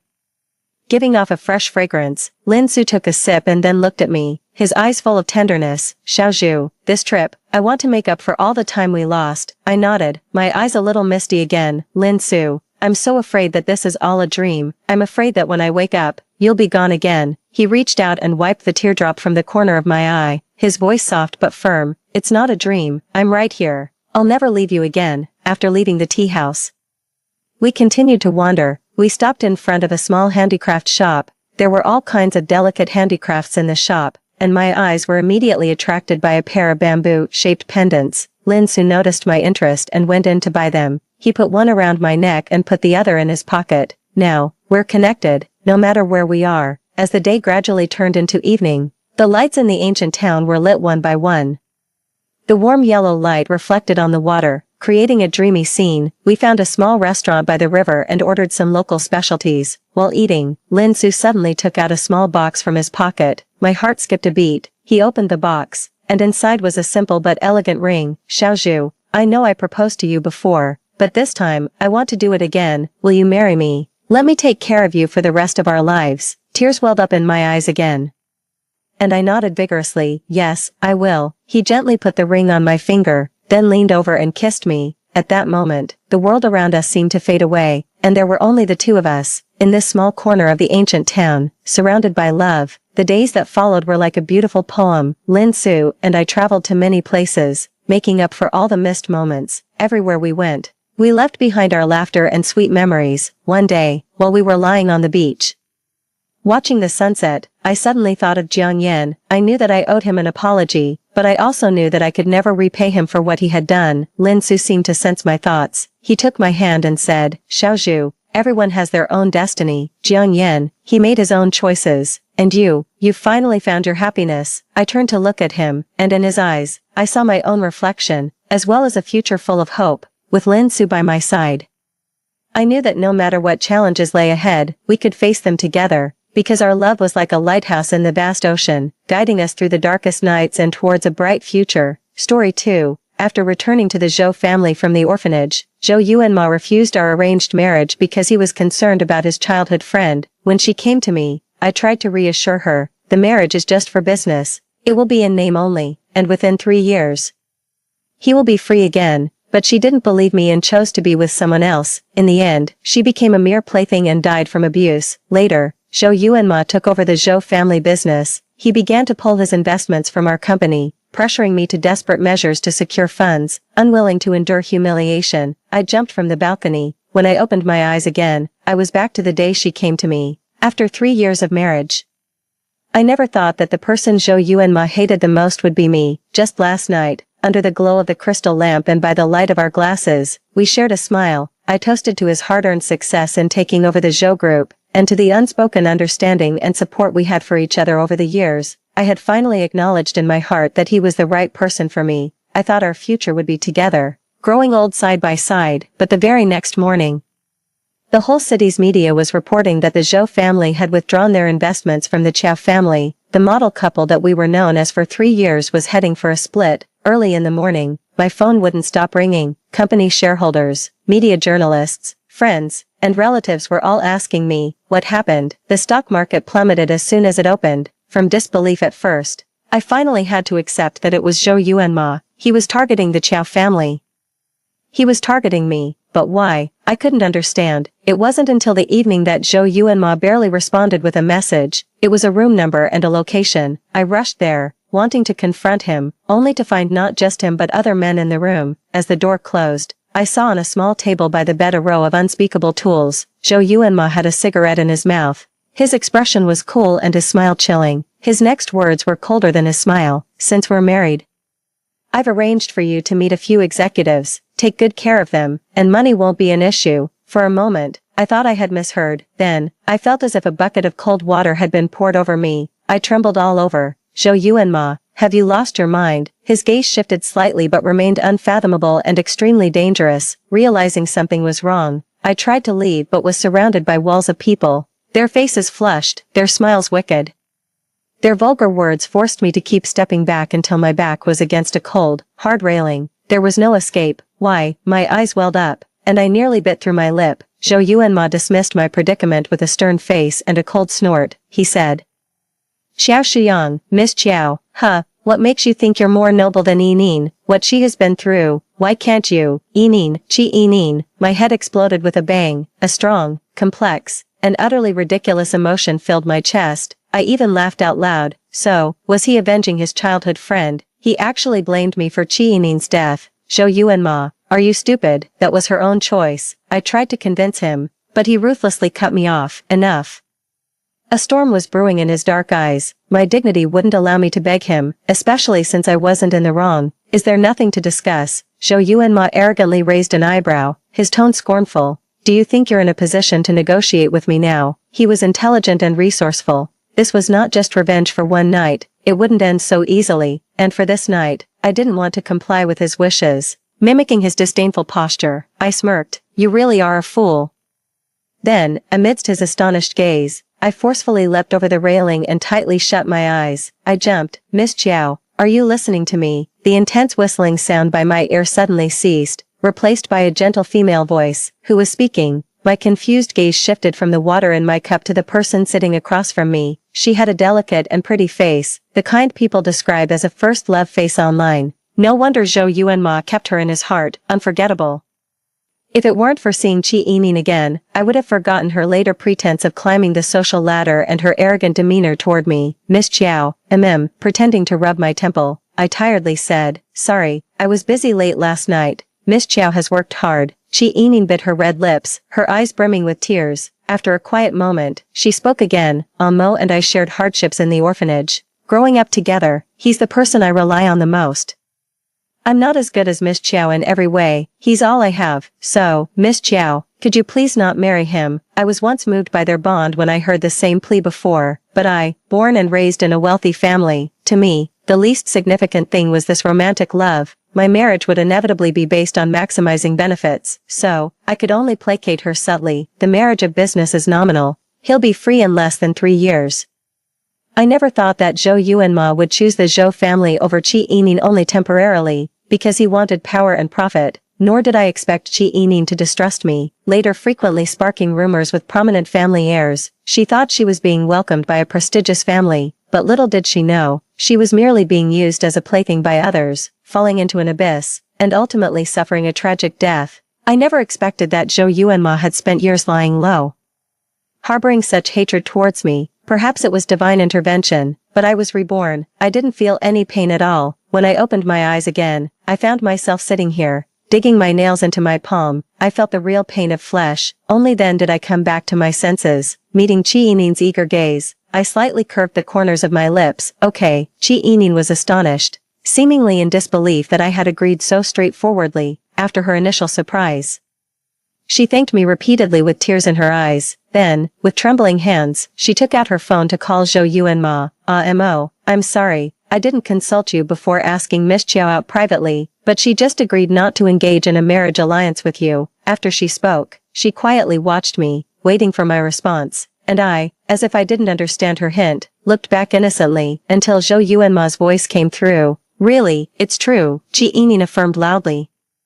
After speaking, she looked at me again. It's true, isn't it, Miss Qiao? Hearing Zhou Yuanma's voice for the first time in a while left my mind blank for a moment. This voice was about 80 to 90% similar to the past, yet I could discern a slight difference. Zhou Yuanma, he wasn't the one who was reborn, but then again, he wasn't the one who died. Miss Qiao, Qi Yining called me once more, and I then pretended to snap back to reality. The other end of the phone was still quiet, seemingly waiting for my response. With a slight smile, I said nonchalantly, it's true, I wish you both the best in advance. In this life, I will let you have your way, let's see how far you can go, but my heart will always belong to me alone, even if it once beat for Zhou Yuanma. That was only during those fleeting moments of warmth. It doesn't belong to the Zhou Yuanma of now, nor to the Zhou Yuanma of later. Qi Yining nodded at me, having achieved her goal. Then, while excitedly talking on the phone, she walked away. After she left, I sat in the cafe for a long time. Only when the water in my cup had completely cooled did I seem to sort out my past and present lives. When I stood up, my legs were somewhat numb, but just then, Zhou Yuanma's call came through. I stared blankly at the flashing number on the screen, took a deep breath, and answered. The next second, the man's clear voice came through. Zhou Yuanma asked me. Did you really agree with Yining to not enter into a marriage alliance? I paused, a cold laugh rising in my heart. What do you mean by that? Was he worried that I would go back on my word, and was confirming it again? Zhou Yuanma was silent for a moment, then softened his tone. I didn't mean anything else, just that you were right before. The alliance is good for both families. Oh, I interrupted him. But it's not good for your childhood sweetheart. Are you willing to let her suffer? Zhou Yuanma fell silent again. It had to be said, Qi Yining holds a very high place in his heart. However, the memory of those greasy, disgusting eyes in the hotel room and the feeling of desperation when being coerced brings a surge of hatred within me. I clenched my fists tightly, struggling to control my emotions, and kept my voice steady. I will leave it to you to clearly explain to the family elders about rejecting the arranged marriage. This time, I will also make my stance clear to them. Hearing this, Zhou Yuanma seemed to be provoked. He said coldly, fine, then at next week's banquet, Yining will be my date. With that, the call was abruptly disconnected. He hung up the phone. Such an impulsive him could never be the deeply contemplative Zhou Yuanma that he would later become. If only I didn't know how much he would come to hate me later on. At this moment, I almost thought he was just angry with me. But then again, our relationship during this period was actually quite harmonious. After all, it had been half a year since he returned to the Zhou family. Over these months, the elders had overtly and covertly found reasons for us to interact, and I had come to understand him somewhat. Occasionally, his insights at work impressed me. Zhou Yuanma is intelligent and learns quickly. Despite growing up in an orphanage, he excelled academically and was highly capable. This is also why I was willing to enter into an arranged marriage with him. Before the start of the banquet, by coincidence, I ran into them at the entrance. Qi Yining, who had dressed up meticulously, looked even more charming. She greeted me from a distance while holding on to Zhou Yuanma's arm. Sister Qiao. Her girlish voice attracted many glances. Zhou Yuanma's grip tightened when he saw me. But he firmly allowed Qi Yining to cling to him. His expression was a bit stiff, but before he could speak, I lightly breezed past them, leaving a remark. Miss Qi, I'm not very good at taking care of people. Perhaps you should call me Manager Xiao Qiao. Laughter echoed softly behind me, but before I had taken 2 steps, Zhou Yuanma grabbed my wrist. He frowned at me. Why are you acting so strange? Yining was just greeting you. This sudden defense startled me for a moment. And the warmth on my wrist snapped me back to reality. His grip was tight, and I couldn't break free for a moment. Zhou Yuanma, I cooled my expression, and just in time, Qi Yining gently persuaded from the side. Amo, please let go of Miss Qiao. He seemed to take her words as gospel, so I stepped back to increase the distance between us. I was just speaking plainly, which word was strange. Also, we haven't known each other long, so don't act like you know me well. At this, Zhou Yuanma's face darkened completely, his lips pressed tightly together, and there seemed to be a hint of hurt in his eyes. I must be seeing things. What does he have to be hurt about? Not wanting to stay and become a topic of conversation, I headed into the hall first. As expected, the Zhou family's expression turned grim the moment they saw Qi Yining. I walked up to my father, who seemed ready to jump to his daughter's defense. Dad, why worry about someone else's son?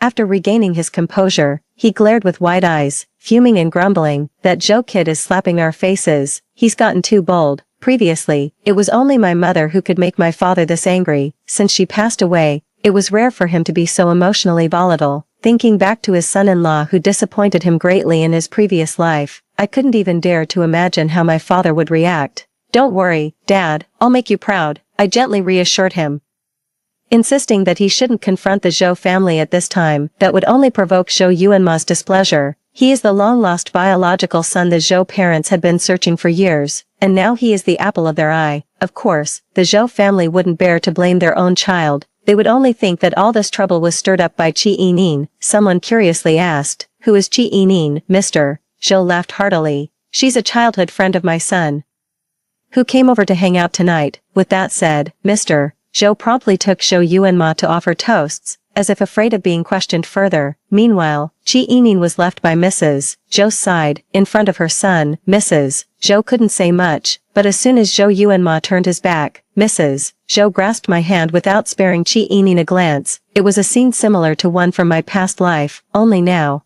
Qi Yining was also here behind me, greeting a few ladies jovially.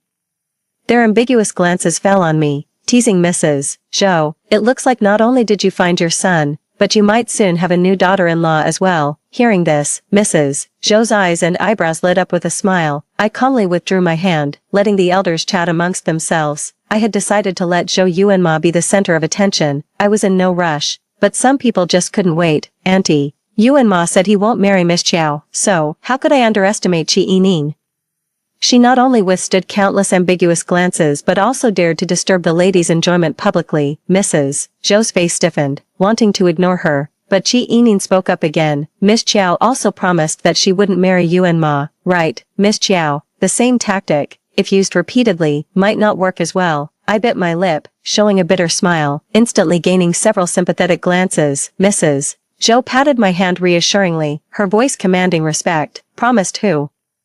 Did you promise her? Qi Yining's face turned deathly pale. As the surrounding ladies saw this, the topic shifted towards Qi Yining. Quickly, they pieced together the gossip. Some who loved stirring things up even advised Mrs. Zhou directly, I think this girl looks quite nice, and since she and Yuan Ma grew up together and know each other well, it's not inappropriate. Yes, young people value feelings nowadays, and a forced marriage isn't sweet. We elders shouldn't interfere too much. Me, luckily, I harbored no feelings for Zhou Yuanma, otherwise, I'd be collateral damage. Mrs. Zhou's smile was particularly strained, yet she still had to maintain decorum, nodding along occasionally. What are you all talking about so lively, Mr. Zhou arrived with Zhou Yuanma after making a round of toasts. Seeing Zhou Yuanma, Qi Yining clung to him as if he were her pillar of strength. The onlookers noticed this and, it was all in jest, really, according to the original plan, after today's banquet. Zhou Yuanma and I were supposed to get engaged and then married. That's the conventional sequence in our circle. But tonight, Qi Yining's presence added a fresh twist to what would have been just another ordinary gathering. Hearing everyone praise Zhou Yuanma and Qi Yining as childhood sweethearts and a perfect match, Zhou's father's face darkened. Of course, my father wasn't looking too pleased either. Finally, as the banquet came to an end and the guests dispersed, my father could no longer hold back and confronted Zhou Yuanma. Do you really not want to get engaged to Yang Yang? Zhou Yuanma was unusually silent. I thought he would readily admit it. Where was the man who had been dead set against this arranged marriage? What happened? Did he taste the sweetness of collaborating with the Qiao family? He looked at me, but I indifferently turned my face away. It was then that Zhou Yuanma slowly began, Uncle Qiao, I just need a bit more time. Oh. He knew not to make a definitive statement, to leave some room for maneuver. But what am I, a pawn in his game? That wouldn't be easy. No matter how much time you need, Miss Qi will always be waiting for you, I said calmly. The implication was clear. If you keep hesitating, you're just being awful. This also let my father see clearly how others were weighing his precious daughter. Sure enough, my father simply waved his hand dismissively. Upon seeing this, Zhou's mother immediately tried to reassure me. Yang, don't worry, Yuan Ma just hasn't made up his mind yet. Give him a few more days. As she spoke, she observed Zhou Yuanma's expression. Upon hearing this, Qi Yining's eyes immediately reddened. Auntie, Mo promised he would marry me. The atmosphere in the study froze instantly. Zhou Yuanma's lips moved slightly, but he said nothing, which was as good as an admission. I raised my eyebrows in surprise. I hadn't expected Qi Yining to be so bold as to confront Zhou's mother directly. Did she still want to marry into the Zhou family? However, in a past life, Zhou's mother would pass away from illness in about a year and a half, so if Qi Yining could wait, she had a good chance of entering the Zhou family. But at that moment, Zhou's mother's face turned red, and she lost her composure. She pointed at Qi Yining and scolded sternly, "This is not your place to speak." Qi Yining immediately started crying out of hurt, burying her face in Zhou Yuanma's chest. My father's gaze swept over the two of them huddled together, and he frowned deeply. Since that's the case, the marriage between our two families. Just then, Zhou He arrived. The man entered wearing a racing suit, tall and with a striking face. His gaze swept around the room before finally settling on me. Yang, I'm here, he said. My father shut his mouth, surprised, and looked at me. I winked at him, but my father's frown seemed to tighten even more. Upon learning that Zhou He and I were together, everyone was stunned. Impossible. Zhou Yuanma suddenly spoke up, snapping everyone back to reality. You and Yang, what's going on? When did this happen between you two? Faced with their confusion, I shyly lowered my head. It just happened, he added. Dad, Uncle Qiao, I've actually liked Yang for a long time. She said that if I could make it tonight, she would agree. These few sentences left everyone present with their own thoughts, but actually, the message I sent to Zhou He was, play along with me. and I'll take care of your fleet. Money, after all, needs to be spent wisely. He and I exchanged a knowing smile, which to onlookers, made it seem like our relationship was very strong. Zhou's mother was not pleased. What about Yuan Mo? Upon hearing this, my father scoffed derisively. Isn't he already betrothed to that girl? My Yang won't interfere. However, Zhou's father was pleased with the situation. He cheerfully said to my dad, "It looks like this marriage alliance is inevitable." My dad just grimaced and said nothing. Only Zhou's mother turned pale. She glared fiercely at Qi Yining and complained of feeling unwell, asking Zhou Yuan Mo to take her home. She called out several times, and Zhou Yuan Mo seemed distracted and out of it. Zhou's mother, frustrated, left first. "Hey how's your mom?" "She's good, only 190 cities left to reach 199, judging by Qi Yining's confused look. She had no idea who Zhou was, being the son of Zhou's father's first wife. He was 2 years older than Zhou Yuan Mo, perhaps because he wasn't involved in business. He had an air of vitality and freedom about him, appearing younger than Zhou Yuan Mo. My dad and Zhou's father had more to discuss, and Zhou, not wanting to stay and catch up with his father, offered to take me home. However, just as we were leaving, Zhou Yuan Mo hurried after us. Mo, don't walk so fast, wait for me." If it weren't for Qi Yining's loud voice, I wouldn't have known Zhou Yuan Mo was already standing behind me. He was slightly out of breath, his dark eyes fixed on me. "Xu Yang, you said that out of anger, didn't you?" I tilted my head in confusion. Just in time to catch the venomous look Qi Yining shot me, but it was just a blink, and I thought I must have seen it wrong. After all, I had already helped her. I couldn't possibly marry Zhou Yuan Mo now. She should be grateful to me. No, unless I want to. No one can influence me. Zhou Yuan Mo still didn't believe it, but we had agreed earlier at the company. Zhou Yuan Mo. I furrowed my brows and interrupted him. One cannot have it both ways, since I've already agreed with Miss Qi. I'll stick to my word. Zhou Yuan Mo looked embarrassed. He opened his mouth as if to argue. I scoffed, unwilling to entertain him further, and continued walking with Zhou. The autumn night was cool with a hint of chill in the breeze. After walking a distance, Zhou started gossiping. "It seems like my brother has some feelings for you." Zhou interested in me. That thought made me shudder. Don't talk nonsense. He's just worried about his status as an heir being unstable. Oh. Are you that influential just by being with you? I glanced at him sideways, a smile tugging at the corner of my mouth. Not now, but after getting married. Zhou's voice broke in surprise. Do you have some special circumstance that prevents you from marrying me? No, there's nothing like that. Fortunately, it all worked out. I reassuringly patted his arm. Just cooperate with me, and you can set up as many racing teams as you like. Zhou, after my father returned, he curiously asked me, "It's not like you have to marry into the Zhou family. What do you see in that boy?" I calmly answered, "His face," but in reality, Zhou is my only option, because I can't let Zhou Yuanma have everything. The Zhou family shouldn't belong to him. I want to see if Qi Yining will continue to love him unconditionally when he is no longer the heir to the Zhou family. In my previous life, Qi Yining and I were bidding on the same piece of jewelry at an auction. She eventually won it, her face full of triumph. She said that without Zhou Yuanma, her life might not necessarily be worse than mine, but in this life, if Zhou Yuanma falls into hard times, can she still live better than me? I don't understand why she has to compete with me. The news of me and Zhou gradually spread in our circle. In my previous life, until the very end, he and I had no interactions. We only met twice at a few family dinners that could be counted on one hand. So, about Zhou.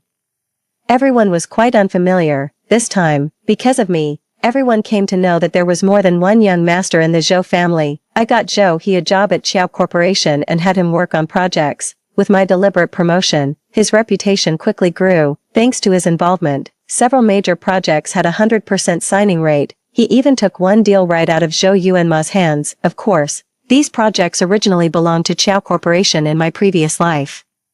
When my father talked with Mr. Zhou, he couldn't help but praise Zhou. This kid is smart, impressive, and capable of great things. He has really made me proud this time. Mr. Zhou's expression at that moment wasn't bad, but it definitely wasn't good either. He might have thought that his eldest son hadn't made him proud yet. During this time, I ignored Zhou Yuanma's messages and calls. Even if he wanted to consult me about work, I couldn't be bothered. I truly became a stranger to him. In my previous life, he succeeded largely because of my initial help. This time, he clearly lacked the ability and kept making mistakes. It wasn't long before Mr. Zhou personally sought out Zhou to discuss him joining the Zhou Corporation. Should I go, Joe? He asked me, not rejecting the offer outright but choosing to consult me. I was very satisfied with his attitude. Of course you should go. Do you really plan on being a stay-at-home son-in-law? Joe, he was stunned, his brows furrowed with confusion. But what do I need the Joe Corporation for? Such a naive question, I replied dryly. To make money, Joe. I might not make money if the company is in my hands. I couldn't help but laugh. Don't worry. I'll help you make money. Just think, once you take over Joe Corporation and I help you make money, you can fund countless racing teams. It's not a bad deal at all. Joe, he hesitated but nodded, still puzzled. Why would you want to help me? I smiled at him and said generously, what does it matter? After all, it's going to be for my child. Joe, he broke into a startled, high-pitched tone once again. It seemed like he never truly understood why I wanted to marry him. But I thought he was an excellent candidate for marriage. If we raised a child together, with proper guidance, they would turn out exceptional. But Joe, he argued that only people who love each other should marry. I wanted to counter that, asking how much his parents loved each other at the beginning and for how long. But then I thought better of it and simply said, many people who love each other still don't end up marrying. Can't you just think of it as me loving you? Joe, he looked at me with a complex expression, then suddenly turned and walked away. His departing figure seemed shrouded in resentment. It suddenly hit me. Does he love me? On the day the team won the award, Joe, he joined the Joe Corporation. After that, I became even busier because I had to guide him remotely from time to time, initially worried he might not be up to the task. I was surprised to find he was even more capable and suited for leadership than I had anticipated. Even my father mentioned how Joe's father had openly praised him at the board meeting, without any reservations. When it came to Zhou Yuanma, his tone was much colder. Apparently, he was distracted at work, performed mediocrely, and often targeted Zhou He. However, I never heard any of this negativity from Zhou He himself, but I knew that Qi Yining still hadn't managed to take down Zhou Yuanma, with the biggest obstacle being Zhou's mother. I anonymously contacted a journalist to give Qi Yining a tip, and she fell for it quickly. The day she was supposed to review plans with Mr. Yamamoto, Zhou Yuanma was absent. He was currently scrambling out of a hotel with Qi Yining, avoiding the media's cameras and interviews. The headlines were sensational. Zhou's second son and girlfriend soon to wed. Zhou's son and girlfriend spend 20 wild hours in a hotel, as their photos were exposed. The Zhou family lost their chance to break into the island nation's market. Furious, Zhou's father fired Zhou Yuanma on the spot and declared that if he dared to marry Qi Yining, they could both leave. Zhou's mother tried to persuade Zhou Yuanma but ended up being pushed to the ground by him. Falling ill from the distress, the rift between mother and son deepened, and Zhou Yuanma left the Zhou family without looking back. He said that this place was never truly his, nor could it accommodate him. Perhaps Zhou Yuanma could accept starting from scratch, but Qi Yining might not. Her decision to expose the scandal and stir things up was a desperate attempt to be acknowledged by the Zhou family. Little did she know, she was ending her own dream. But after the fact, Qi Yining must have realized this was no coincidence. From the moment Zhou He stepped into the Zhou Corporation, the rumors of a power struggle between the Zhou sons never ceased. Now, it was clear that Zhou He had won. When Zhou He took me to experience the romantic and free-spirited music festival, I didn't expect to run into a drunken Zhou Yuanma on the streets. Seeing us holding hands, his eyes filled with hatred. Why are you helping him, not me? Why couldn't you just wait a bit longer? Wait for me, Yang. I regret it. Actually Qi Yining suddenly appeared out of nowhere, crazily lunging at Zhou Yuanma and covering his mouth. Don't say it, don't you dare. I won't allow you to say it.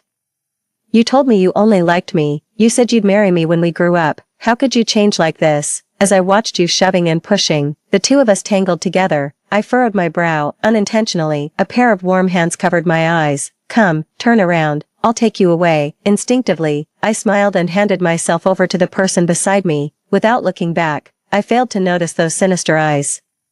Nor could I have imagined that I would be kidnapped in the basement of my own company. I woke up to pitch darkness, a foul stench hanging in the air, as if I were in a garbage dump. A faint glimmer of light from an unknown source revealed the silhouette of Qi Yining. You're awake. As she spoke, the darkness suddenly lifted. It was indeed Qi Yining. She held a candle in her hand, her expression grim, her eyes shining with a dangerous light. I was tied to a chair, unable to move. But facing her alone didn't frighten me much. What are you doing? Qi Yining, looking eerily at the candlelight, murmured, I want revenge. Revenge? I almost laughed out loud. Zhou Yuanma was supposed to avenge her, and now she wanted revenge too. Was it for Zhou Yuanma's sake? What grudge do I have with you? From the beginning, I never opposed you. Instead, I facilitated your relationship. At that moment, I received a slap. Suddenly, I felt a murderous rage. Qi Yining, have you lost your mind?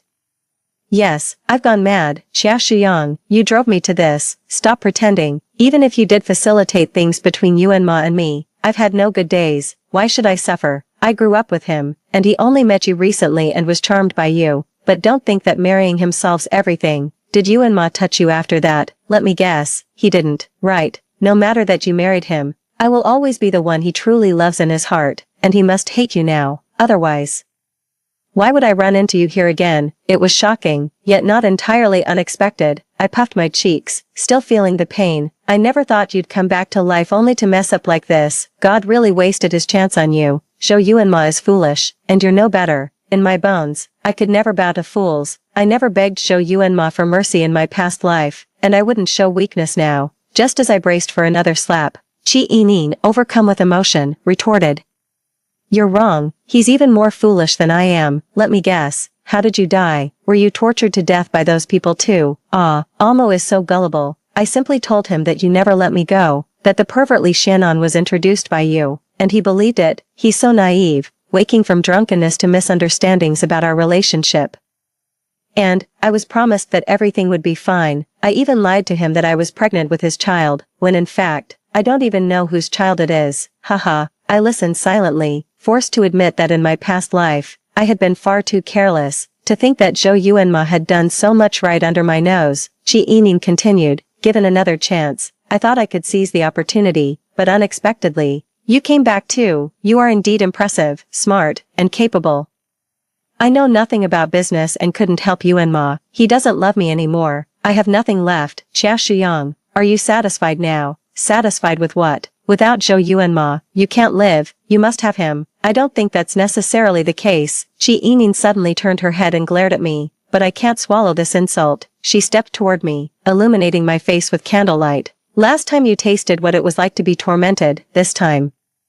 How about I ruin your face? I recoiled. Calm down for a moment. It's just a burn, it won't hurt much, and no one is going to come to save you here anyway. Seeing the certainty in her eyes, panic started to set in. I didn't even know where I was. Cars honked as they passed by outside, and I wanted to scream for help, but found myself too nervous to make a sound. They are just racing outside. Nobody comes to this dump. Qi Yining approached again, and I blew out the candle in one breath.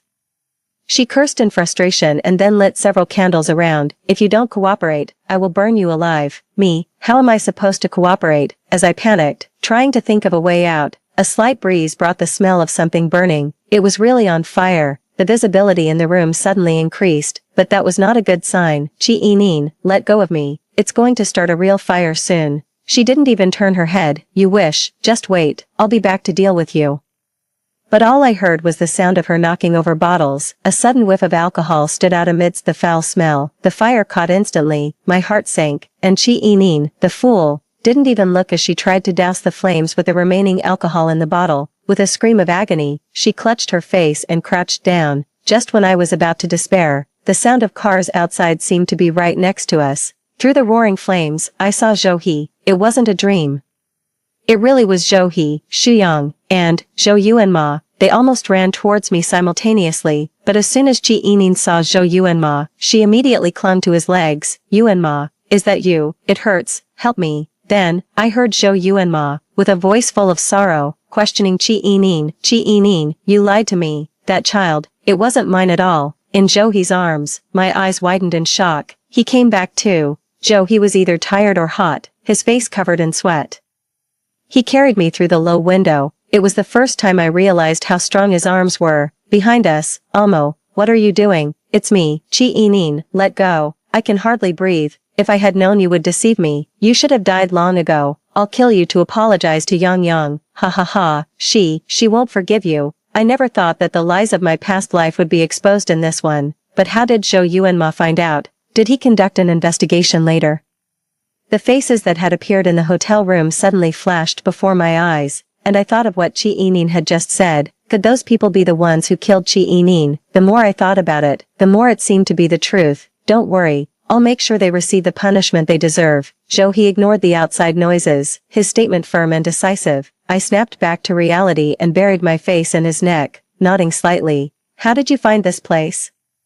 Zhou he paused, then pulled out a bracelet from his pocket. I then realized my wrist was bare. Somebody from the convoy went to this area and found it on the ground while resting. I had posted it on my social circle, and they all liked it. Recognizing the bracelet, Zhou he held me tight, his chest muscles tense as iron. He was scared that something had happened to me. I tried to change the subject. Do I smell a little me? The kidnapping incident was handled discreetly by Zhou he, making sure no news leaked out. However, Chi Yimin's face was mostly ruined by her own foolishness. Her leg was also burned, and she blamed Zhou Yuanma for not taking her out in time. She clung to this point. In the end, both were found guilty of intentional homicide, awaiting their final judgment. But I'm not sure if Zhou he had a hand in this. After that day, I stopped caring about the matter. After I first distinctly refused to see Zhou Yuanma, I never heard that name again.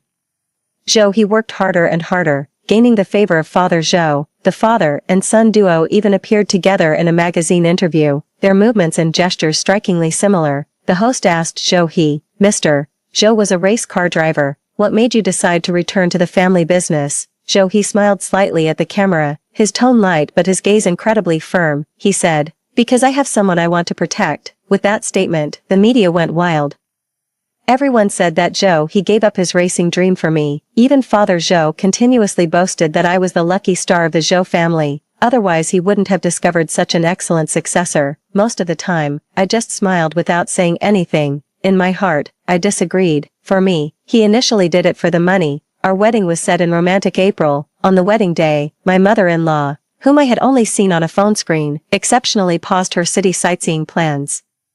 Together with Father Zhou, they attended our toast ceremony. She later told me, I always felt that Ahe was like me, impatient with his father's circuitous business ways, but now, he's becoming more and more like his father. I thought she was expressing regret, melancholy, but she changed her tone, continuing to marvel. Isn't it amazing? Could this be the power of love? My face warmed, and as I turned, I met a pair of focused and burning dark eyes. The power of love, yeah, I guess it must be.